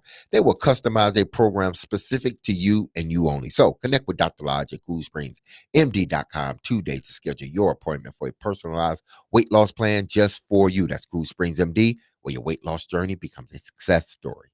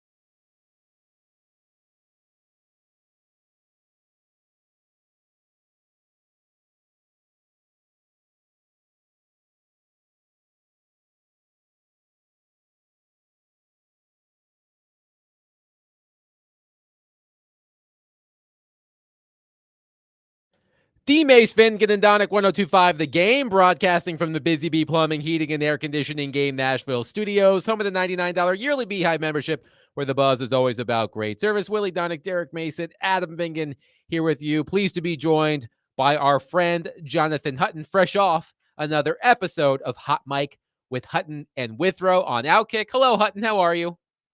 Doing very well. It is great to be on a drive time. This is the coveted spot that that Chad and I never achieved. So congratulations, guys. Willie, welcome back. Yeah. Well, hey, Hut, you got the 5 o'clock slot here. No pressure. I know. No pressure. You got to bring it. Let's have your best And I fastball. We hear need your Chad's best. coming up too Ha on Friday. So, Hutton, we were talking about a story at Sportico.com about NFL ticket revenue in 2024. The headline is that the San Francisco 49ers generated $176 million in net gate receipts from general seating and club seating in 2024.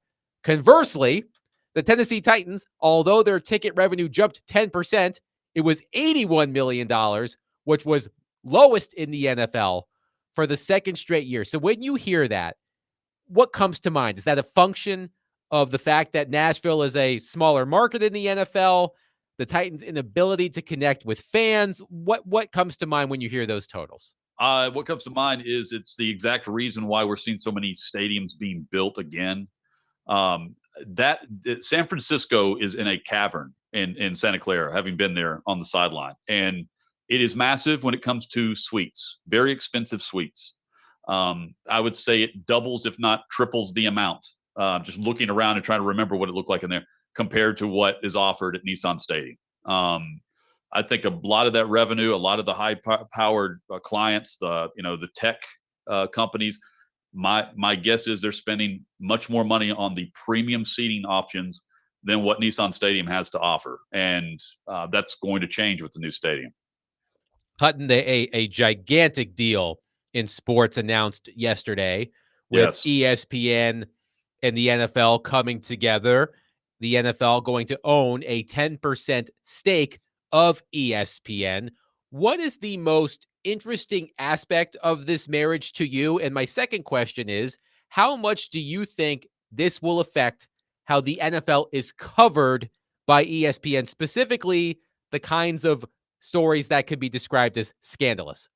So the most interesting part of this is what ESPN can branch off and do with the license of Red Zone, with what they can do now for college football, the SEC. I mean, if you think about the properties that they have and the inventory that they air, they could do a college football Red Zone, which they tried to do kind of with McAfee and Reese Davis. This would be totally different with the assets that they have and the different host studios and the fact that they can go to these live games if they so choose. That's good for the consumer. That's good for me. I don't hate this like some people do, because I would prefer having 1, 2, 3 streaming services instead of 7 or 8, where I know I have to go and find the majority of football games. And football that I normally will watch and care about will be on ESPN moving forward. SEC, they've got Big 12 games, ACC, they've got college football. And the NFL, I mean, the NFL has 10% stake. So, I mean, that what ESPN has done here is they have ensured that a company like Netflix or Amazon or both are not going to come back whenever the NFL opts out in 2029 of these broadcast agreements. ESPN's not going anywhere because NFL, they have a ownership stake in the company. So why would they let Netflix engulf everything? Amazon, if they so want, Apple, if they wanted to, could pay for the rights across the board. If they wanted to, and put some of these apps, out to pasture. I don't think that's happening with ESPN. And I mean, look, they narrowed their focus. They got rid of some properties, and they have bought in on the NFL and the SEC. And oh, by the way, they're outsourcing a lot of this. They're doing that with inside the NBA. They just acquired WWE pay-per-views. They're in the streaming business, and the price tag is what it is. But if I get to eliminate a couple things and only have to watch Peacock for a playoff game, I'm better off for it, because I don't normally watch that app unless it's for football. As for how the league is covered, Adam, I don't think it's going to change all that much, because the NFL already owns every channel out there, every broadcast network out there, in terms of how it's covered and what is or isn't covered. I didn't hear anyone telling Tua Tagovailoa to get back out on the field. They were all very cautious about the concussions, as they should be. But that's just one example. No one fought against You know what? Everyone was pushing the same direction whenever John Gruden was had to resign with what happened in Vegas. Same thing with the Washington Commanders name. All this stuff. It's the league messaging that a lot of the coverage is going by what the league is doing. Because look, in the details of these broadcast agreements, CBS and Paramount just restructured ownership. That is a clause in the contract that technically the NFL could get out of business with CBS if they wanted to. That's why CBS helped produce the games for Netflix on Christmas Day last year. They're playing nice with the league so that when the ownership things happen, the changeover with their company, they're still going to have the NFL license and the broadcast agreements. And again, just going back to it, I don't think Schefter is going to change the way he covers the league. And I don't think we'll see any different on Sunday Night Football on NBC. You may be right about that, Hut, in regards to how they cover the league, but I think they've already showed their hand in regards to this whole collusion stuff, and even the NFLPA. They haven't covered that as much. Now they will cover as they have been day-to-day stuff like games during the season, but I think when you start getting into some of these sticky situations, I want to see then how ESPN choose to cover it. Do they choose to go full bore and cover it like they would cover anything else? Or will they pull back on stories? Not necessarily they won't talk about it, but they won't talk about it in depth. Well, I mean, guys like Stephen A. and McAfee will. But even Stephen A., he hadn't said anything much about this. Well, but I mean, he's called out his boss before, like called him a rat. Like I don't think. My point is, like, I don't think there are certain hosts who will cover it. But I know what you're asking. What you guys are asking is it's the meat and potatoes, the digging of breaking news, and I don't think there's a lot of that going on anyway right now. In regards to protecting the shield, I'm not talking about like a domestic violence case or how something's covered with concussion protocol or what have you. This is like really the only ownership issue that we've seen covered in depth was Daniel Snyder, and that's pretty much it. So I mean, Jerry Jones, did we hear much about the paternity test clause? No, I didn't. So again, like Jerry Jones is on the broadcast committee for the owners. So is Robert Kraft. We didn't hear much about Orchids of Asia Day Spa when that was going down. So I don't think it changes all that much, D-Mace. Now, getting back to the Tennessee Titans, we had an earlier conversation about some of the things that we observed today, Willie and I. Adam wasn't able to make it out there today. How was it? And the offense was pretty good, actually. But one of the things that I brought up and Willie noticed too is the offensive line. There hasn't been much talk about the offensive line. In my opinion, that's a good thing because we've talked about them too much. Last two going on 3 seasons, well, really 3 going on 4, and it wasn't good. What do you expect? Do you think this offensive line is getting better by what you're seeing when you're out there to practice?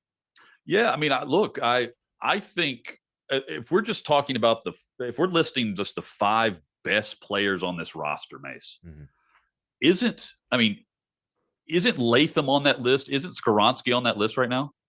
5 best just football players. Yeah. I mean, they don't have too many good ones, and so they would be on the list. I would agree with that. Okay. So to me, we have to see Dan Moore. I mean, that's their solution to the left tackle problem is moving Latham, or the tackle problem is moving Latham back to right tackle, where he's looked very good, I think. Same for Skoronski. And you add a veteran at right guard, now the veteran at left tackle, and the key comes down to center and Cushenberry and the injury. Like I know the expectations are sooner rather than later, but I mean, who knows? I mean, I only hesitate because of what we were led to believe about L'Jarius Sneed. So who knows? That's the linchpin for me, is that rookie quarterback, you want to have your best center in there, and you don't want to be rotating guys in mid-season. So yeah, if it's solid, healthy, it's a much better year than a year ago. However, with a rookie quarterback, there are some unknowns here where there's going to be some sacks where, it's not necessarily on the offensive line, but a lot was. And here's the key point. It's not even keying in on the sacks for me. It is the pre-snap penalties, the holding calls, the unforced defense, nothing to have to do with great defense, where the Titans put themselves behind the chains, second and pass, instead of second and manageable. And far too many times that happened. And I look at the offensive line and think that I remember plenty of penalties that go directly back to where the ball snapped up front. They've got to clean that up. Otherwise, this is going to be another just terrible year, because they had way too many 3-and-outs, and it's because of a lot of pre-snap penalties. I think they had over pre-snap like 50. Fourth most in the NFL last year. Yeah, there you go. At. So you're leading me right into what I was going to ask you about. That's why I had these numbers in front of me here, Hut. But one thing we discussed is a Sean Payton narrative that's going around the circles right now in the success story of Bo Nix, right? He did not turn the ball over that much, and he was really good last year at not getting sacked.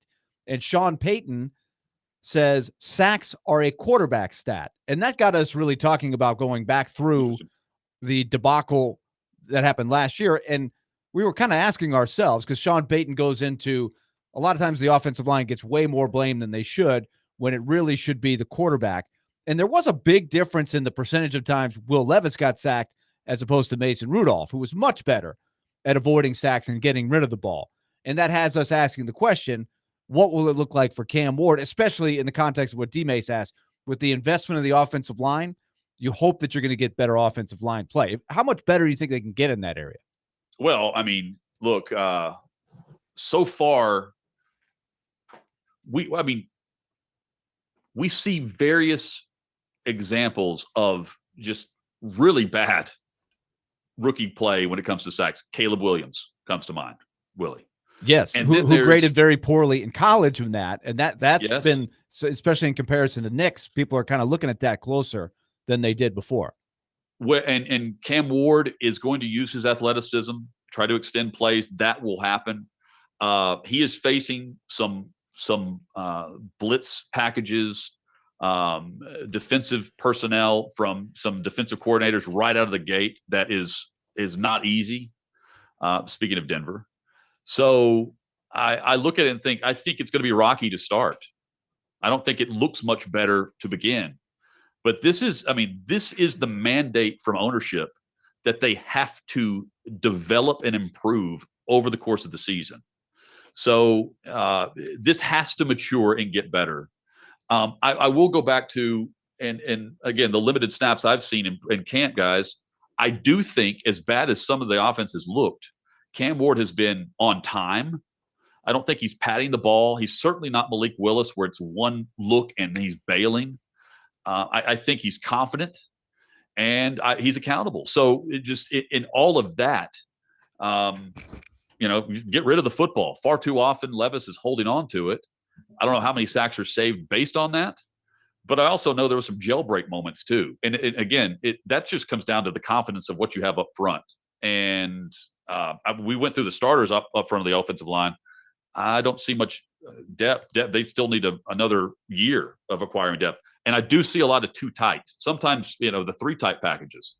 So they can be creative in how they're going to do this. They also got a bigger back in the draft. So, there has to be solutions other than the quarterback just needs to ground the football. Like this comes down to Bill Callahan's there for a reason, I guess is what I'm saying. To add context to Willie's thoughts there, Hutton, last season, Will Levis had a pressure to sack ratio of 30.4% compared to Mason Rudolph at 12.4%. Right. Playing in front of the same offensive line in the same offense. So that tells you that Levis had a lot to do with it with the same offensive line. So here's the next question, Hut, that I think is an important one.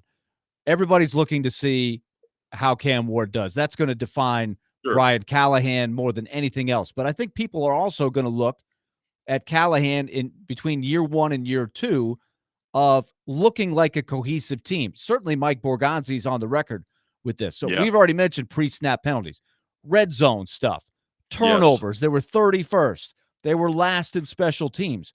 How much of that do you think is they just don't have the horses? And how much of those categories that I'm mentioning that where you have maybe a little more control was coaching? Well, I mean, he's not fumbling the football and throwing picks. He's not missing tackles. They were really bad at tackling last year. Really bad. I'm just trying to think of examples of like they were minus 20, or excuse me, minus 16 in turnover ratio last year. Yep. Minus 16. So with all that in mind, the short fields that come with that, look, Callahan, his rookie season couldn't have gone much worse. There's a reason why, like they've publicly said, like he and his staff have to show that they can develop what we have. And new general manager, new leadership shakeup this offseason. Willie, I mean, it's the record. I don't think can look exactly the same. I don't think the record has to be just substantially better, but the vibe and the trajectory of this roster and this coaching staff has to. He brought in a lot of staff that they did in the front office too, but it's not like a ton of coaching turnover. So, how much does the changes at special teams at coach, how much does that play a factor? And just protect the football. I mean, I'm guilty of this too, and rightfully so. I mean, he deserves the blame, but like Levis for those early turnovers, the other mistakes throughout the season too are just, it's the sign of a very undisciplined team. And I think the blow up that he had earlier this week is indicative of just a frustration level of knowing that he's got to show more offense than 16, 17, 18 points per game. That's heading down the road of 13 losses again and embarrassment, and that'll get you fired. Jonathan Hutton from Hot Mic with Hutton and Withrow joining us on the program. He will join us every Wednesday at 5 o'clock. Hutton, great stuff as always, my friend. We'll chat next week. Yeah, I enjoyed this, guys. Always enjoyed doing the show with you. Have a great rest of the week. You as well, Hutton. 615-737-1025. Back to our previous conversation about Titans and ticket revenue and things like that. There was a text that we read, and I've gone back and I've thought about it a little bit. And I have a theory that I want to share with everybody. I want to see if I'm completely off base thinking about this. I will ask Willie and Derek and all of you. 615-737-1025. Willie Donick, Derek Mason, Adam Vingan, 1025 The Game.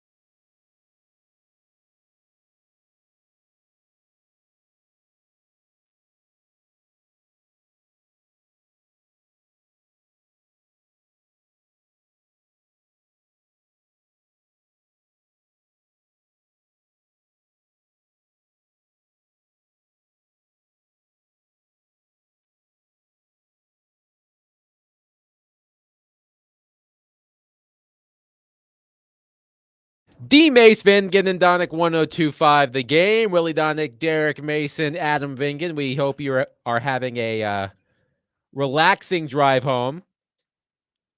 You know, I can be prone to road rage every once in a while. We got to take care of that. We got to get that. It's not extreme. I can't imagine you in a rage, Adam. Yeah. Wow. I've seen D-Mace on the field get frustrated. You know, I got teed up a few times. I in do high have to school. watch what my son calls bathroom words. Now, I don't curse in front of my son, at least not on purpose. I have to come up with alternatives to curse that aren't upsetting to his 3-year-old ears so that he doesn't repeat them at preschool. Horse feathers. Yes. Horseradish. Bull honky. That's what I fertilizer. That's what I tend to go with. But Darn it. I have a theory I was thinking about during the break. Lenny on our text line, driven by Wilson County, Hyundai.com, talking about the Titans and ticket revenue and all of those things. He says fans are not appreciated by the Titans. And I was thinking about another text that we got from an unnamed texter. We read it on the air. The issue with the Titans and connecting with fans is that people of a certain age all grew up with other teams as their team they cheer for, and they have maintained those allegiances even after moving to Nashville. So here's my theory, and this is completely anecdotal, but I do not really hear the same thing when it comes to the Nashville Predators, at least since I've been here. And I've been here since spring of 2015. The team was on the come up when I moved here and started covering the team. I covered a lot of successful teams, depending on your definition of success. But, and of course, there are plenty of transplants here who still cheer for the Blackhawks and the Rangers and so on. But I feel the Predators have done a much better job of entrenching themselves in this community than the Titans. And maybe it's because they're a hockey team in the South and they have to work harder to do that than a football team in the South. But as I've been reading your text and hearing what you're saying about the Titans and the in-game experience and the ticket prices and all of those things, not saying that the Predators don't have those same problems. The Predators struggled last season. Ticket prices are up, pricing out the diehard fans, all of those things. But am I wrong in thinking this? That I just don't hear that when it comes to the Predators the same way I hear about it with the Titans. I think the Titans, there was a time long ago. Yeah, there was a time long ago that this team, you know, went out of their way to pull in, you know, anybody of earshot of that stadium or the city and try to pull them in to become Titans fans.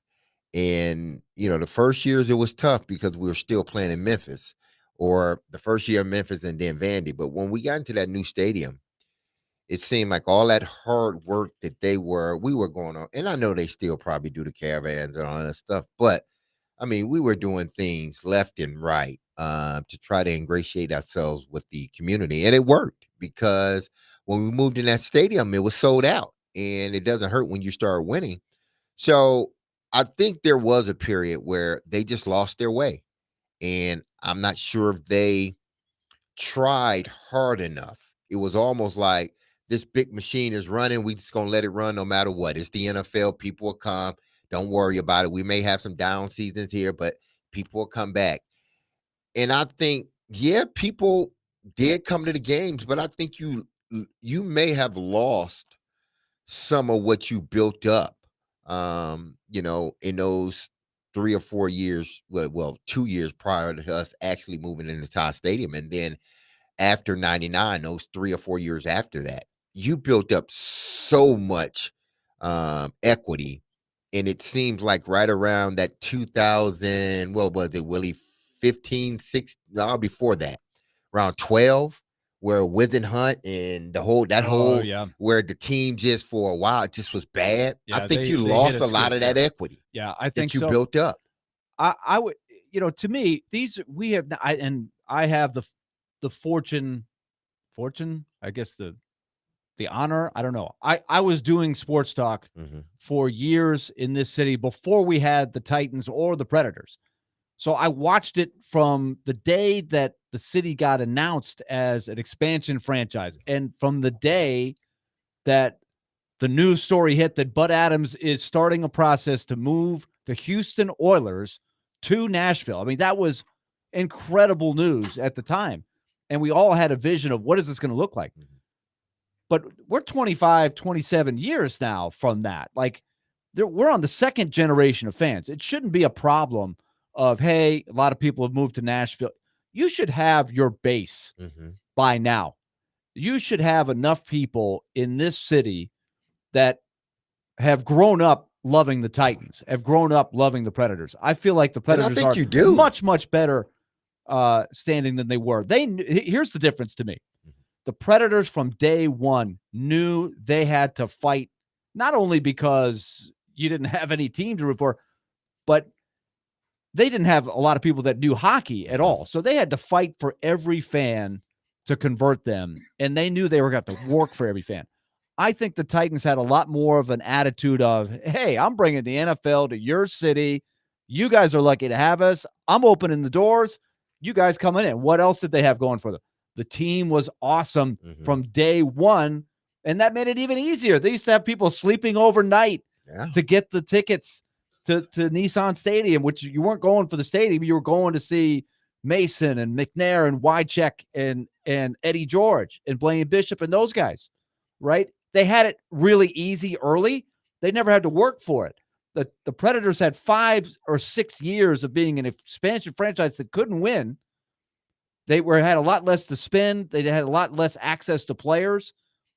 And they had a game that was foreign to the market. So they had to work double, triple hard. So that's the foundation that they were built on, as opposed to the Titans. And I think you're seeing the growth 25 years later. Let's go to Jason in Hendersonville on our phone line, driven by WilsonCountyHyundai.com. Jason, thank you for calling. Please go ahead. Hey, guys. Yeah, I sat in Section 215, or I did. But, I mean, some of the blame, too, correct me if I'm wrong, could be on the fans as well. Because, I mean, in the beginning, yeah, they catered to filling that stadium up and trying to convert people, a city that's filled with mixed fans. Like, I grew up a Steeler fan, and I converted over to be a Titan fan, a fan of my home team. But I mean, even in those days, I mean, certain teams came, or a lot of teams came, and it was half and half.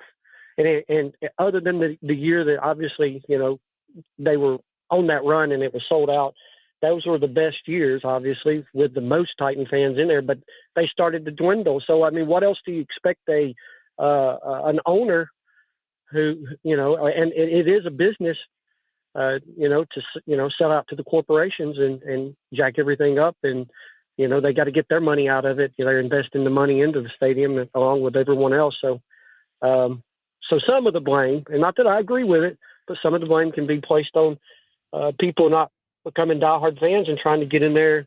And the reason why you're not hearing about it, I think, with the Predators is because everybody really did buy into the Predators, and if I'm not mistaken, most every game that I go to, it's packed with Predator fans, and they don't sell out very much to the opposing team. So you guys can comment on that. Thanks, guys. Thanks, Jason. Yeah, well, listen, the Predators, they went out of their way, like deliberately, intentionally, to keep other fan bases out there building, and it worked. However you want to slice it, it worked. Everybody that's in a building is majority Nashville Predator fans. You get some other fans coming in, but not like it once was when the Red Wing fans would be in there just as much as the Predator fans or the Blackhawk fans. They had enough of that, and they shut it all down. I'm not sure the Titans are going to go that route or can go that route. I think they've done a better job, but the product on the field hasn't gotten better. That's the problem. Even though they may be out there trying to reach fans and trying to get them to come, what are you selling them? You're not selling them anything. You're going to try to sell them Cam Ward? I get it, but people are hesitant about Cam Ward, and not because of Cam Ward, because of y'all. Not because of Cam. So I think it's going to be this way until the Titans get back to their winning ways. And if a lot of it is because of Cam Ward, then you will see less Titans fans selling their tickets than not. You're still going to get opposing fans coming in here. That's just going to happen. But I think if the quarterback hits, you're going to see less and less of the the opposing team's fans in the building. I also asked this question: how much will they try, the Titans, to make these last 2 years in this stadium worthwhile to people? Like, for example, look, I drive by there every day. I made a big deal of this about 10 years ago, and I believe this is the last time they did that. But like the light poles, the red paint all on the light poles is very faded. It just doesn't look good, right? It doesn't look big time. The stadium is never going to be anything, but that's the kind of thing that, will they just neglect that and just ride it out? Or will they take a little of your own money? I always feel like they're only going to do the minimum. There's nothing that says it's going to be a you rundown can't invest stadium in your own stadium, even though, the city is supposed to pay for I'm not talking about just replacing the seats, but they've always just had this minimalist. So will they even try now that it's a lame duck stadium? To make it or are they just gonna say, you know what, just we'll worry about it when the new stadium opens. You're gonna be impressed, and these next 2 years, I hope they don't. Who cares? I really do. I hope they do not. And I want to believe that Amy, the owner, will not allow that to happen, because basically you got 2 lame duck seasons in this, in this new stadium, in the old stadium. So they didn't get rid of a bunch of parking spaces. What else are they going to sort of pull back on? I hope it's not the case where the fans then suffer, when they go to the stadium. I'm believing that it's not going to be that way. But you brought up a good question. Like, are they just going to say, you know what, we're going to put more of our attention toward the new stadium and not this one? 615-737-1025. Our phone and text lines are driven by WilsonCountyHyundai.com. We want your reaction. That was my theory. I hear this a lot about the Titans. I really don't hear it about the Predators. And I'm just curious about whether the Titans are putting in the effort to engage fans, especially as the team struggles and rebuild. 615-737-1025. We will wrap the show today with your reaction. Coming up next, Willie Donick, Derek Mason, Adam Vingan, 1025 The Game.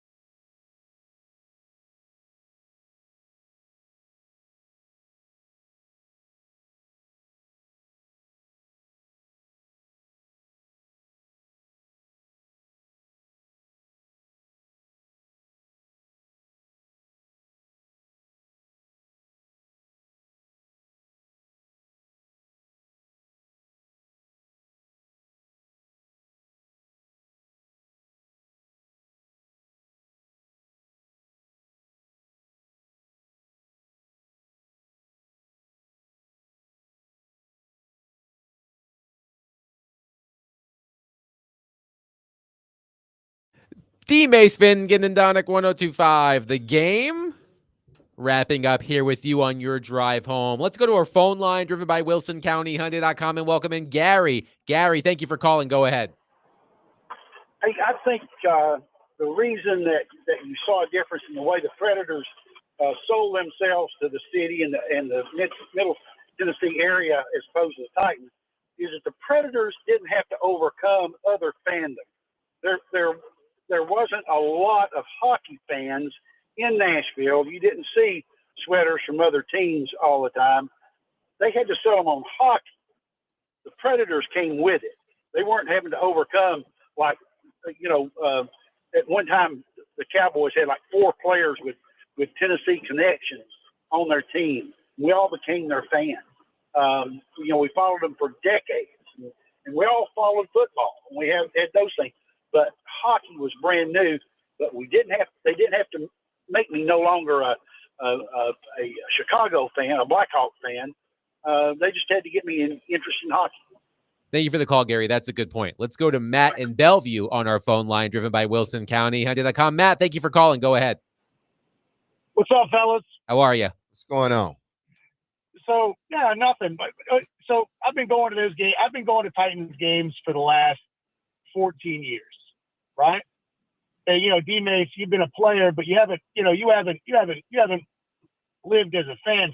You were in the stadium, but for 14 years, what made Tennessee Titan football amazing to me was the way we tailgate. I'd have friends come in, Baltimore friends, because I'm an East Coast guy from Virginia Beach. I had friends come in all the time, Raven guys. Man, you guys know how to do it, man. This is the way you tailgate. If you looked at last year, parking lot A, parking lot B, parking lot C, we had a tailgate that we used to make the Thursday night news. They would come over, look for the skull and crossbone. That we'd have 400 people out for that tailgate, and it was a lifestyle. You gave $30 to the host, and you ate and drank everything, and the parties that we had made the news. But with no tailgating, you take away the tailgate, you take away that lifestyle. All you got is a rundown stadium, a team in a rebuild. It's not the same lifestyle. And I really think if they wanted to do something, work on this section, work on that section, but leave those parking lots, right? That parking lot A, B.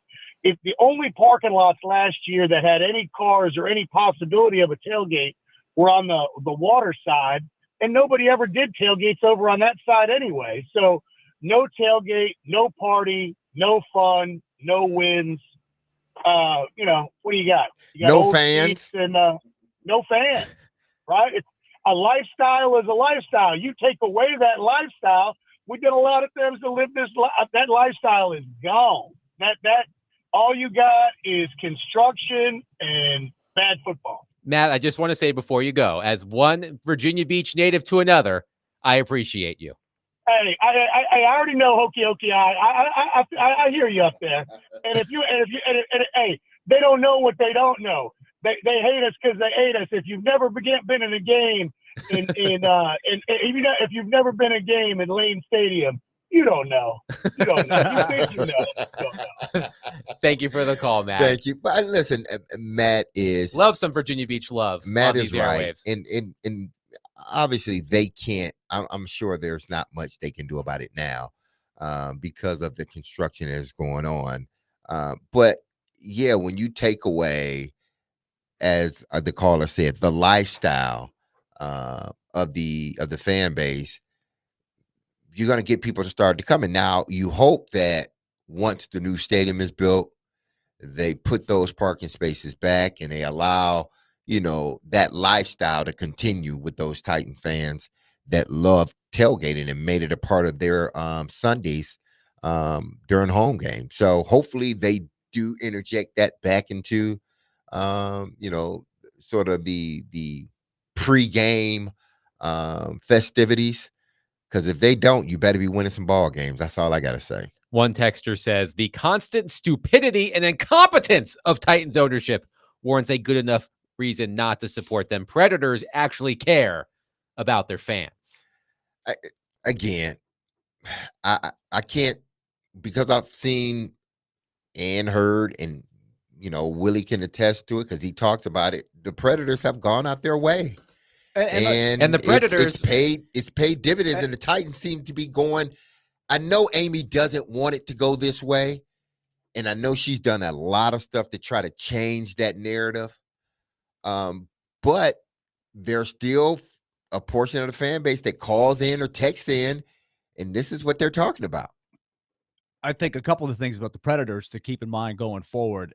A, they're going through a renovation of their building, which is going to take a couple of years. When it's all done, it looks like it's going to be and they've been spectacular. pumping so much money into renovating that building forever. That's what I was going to say.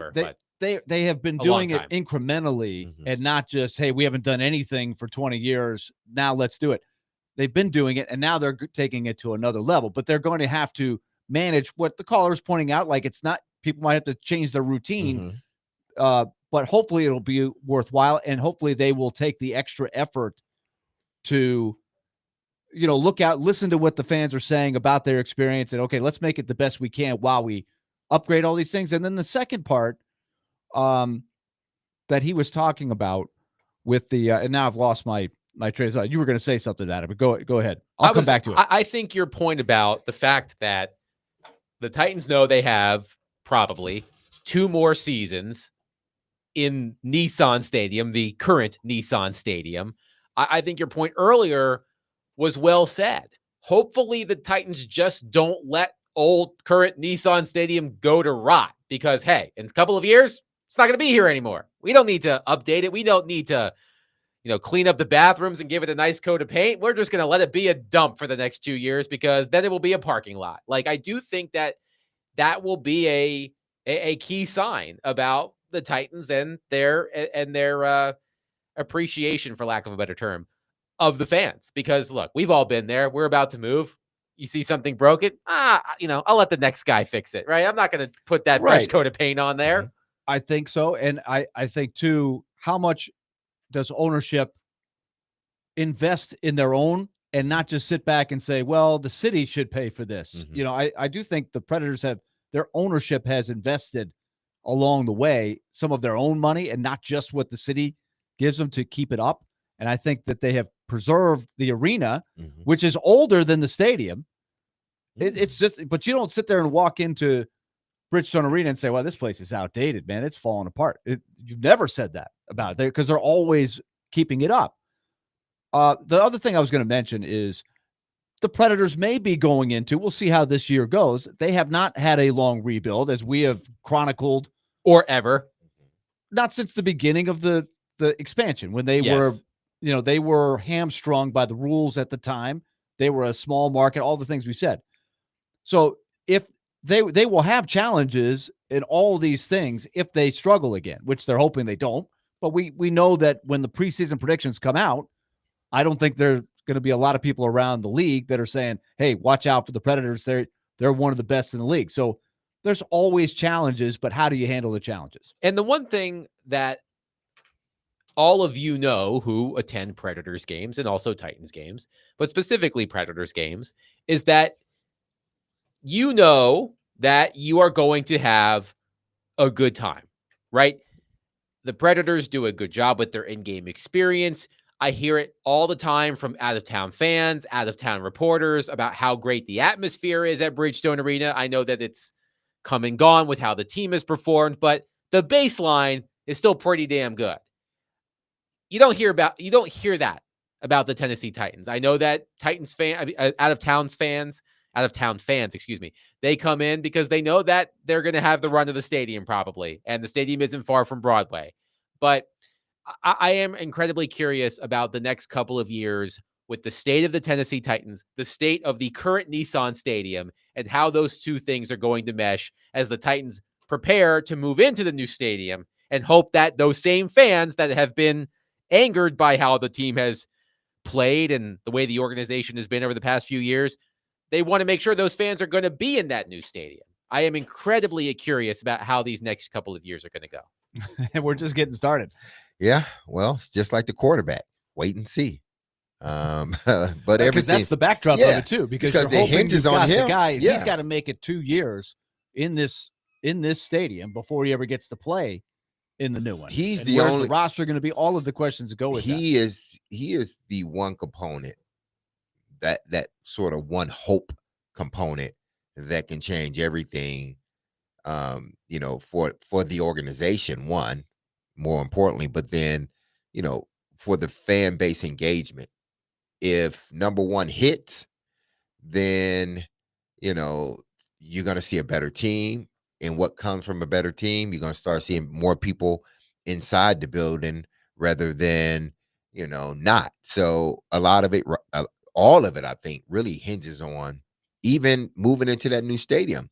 If Cam shows that he's the guy, then you're going to have people lining up waiting to buy tickets. They may not be there now, but if Cam Ward hits and he shows this year that he's the guy, oh yeah, those phones are going to start ringing because people want to be a part of a winning team. Absolutely. And Cam Ward and the Tennessee Titans will be back on the practice field tomorrow, not here in Nashville, but in beautiful Tampa, Florida, taking on the Tampa Bay Buccaneers in joint practice. They'll play the Buccaneers in a preseason game this weekend. A big test for Cam Ward and the Tennessee Titans offense and the defense as well, because the Bucs have some firepower on the offensive side of the ball. We will break it all down tomorrow, starting at 3 o'clock. Paul Kaharski of paulkaharski.com will join us at 4 o'clock. He will be live in Tampa watching those practices, so we'll get his firsthand account of how the Titans performed in those practices. But in the meantime, have a safe rest of your drive home. We will talk to you tomorrow at 3 o'clock. Be love on your people. Have a safe, blessed, wonderful day. Peace. It's Wednesday, Derek. I know it's Wednesday. Yeah, today is Wednesday. Tomorrow's Thursday. So and the next day is Friday. I will talk to you tomorrow. Peace out.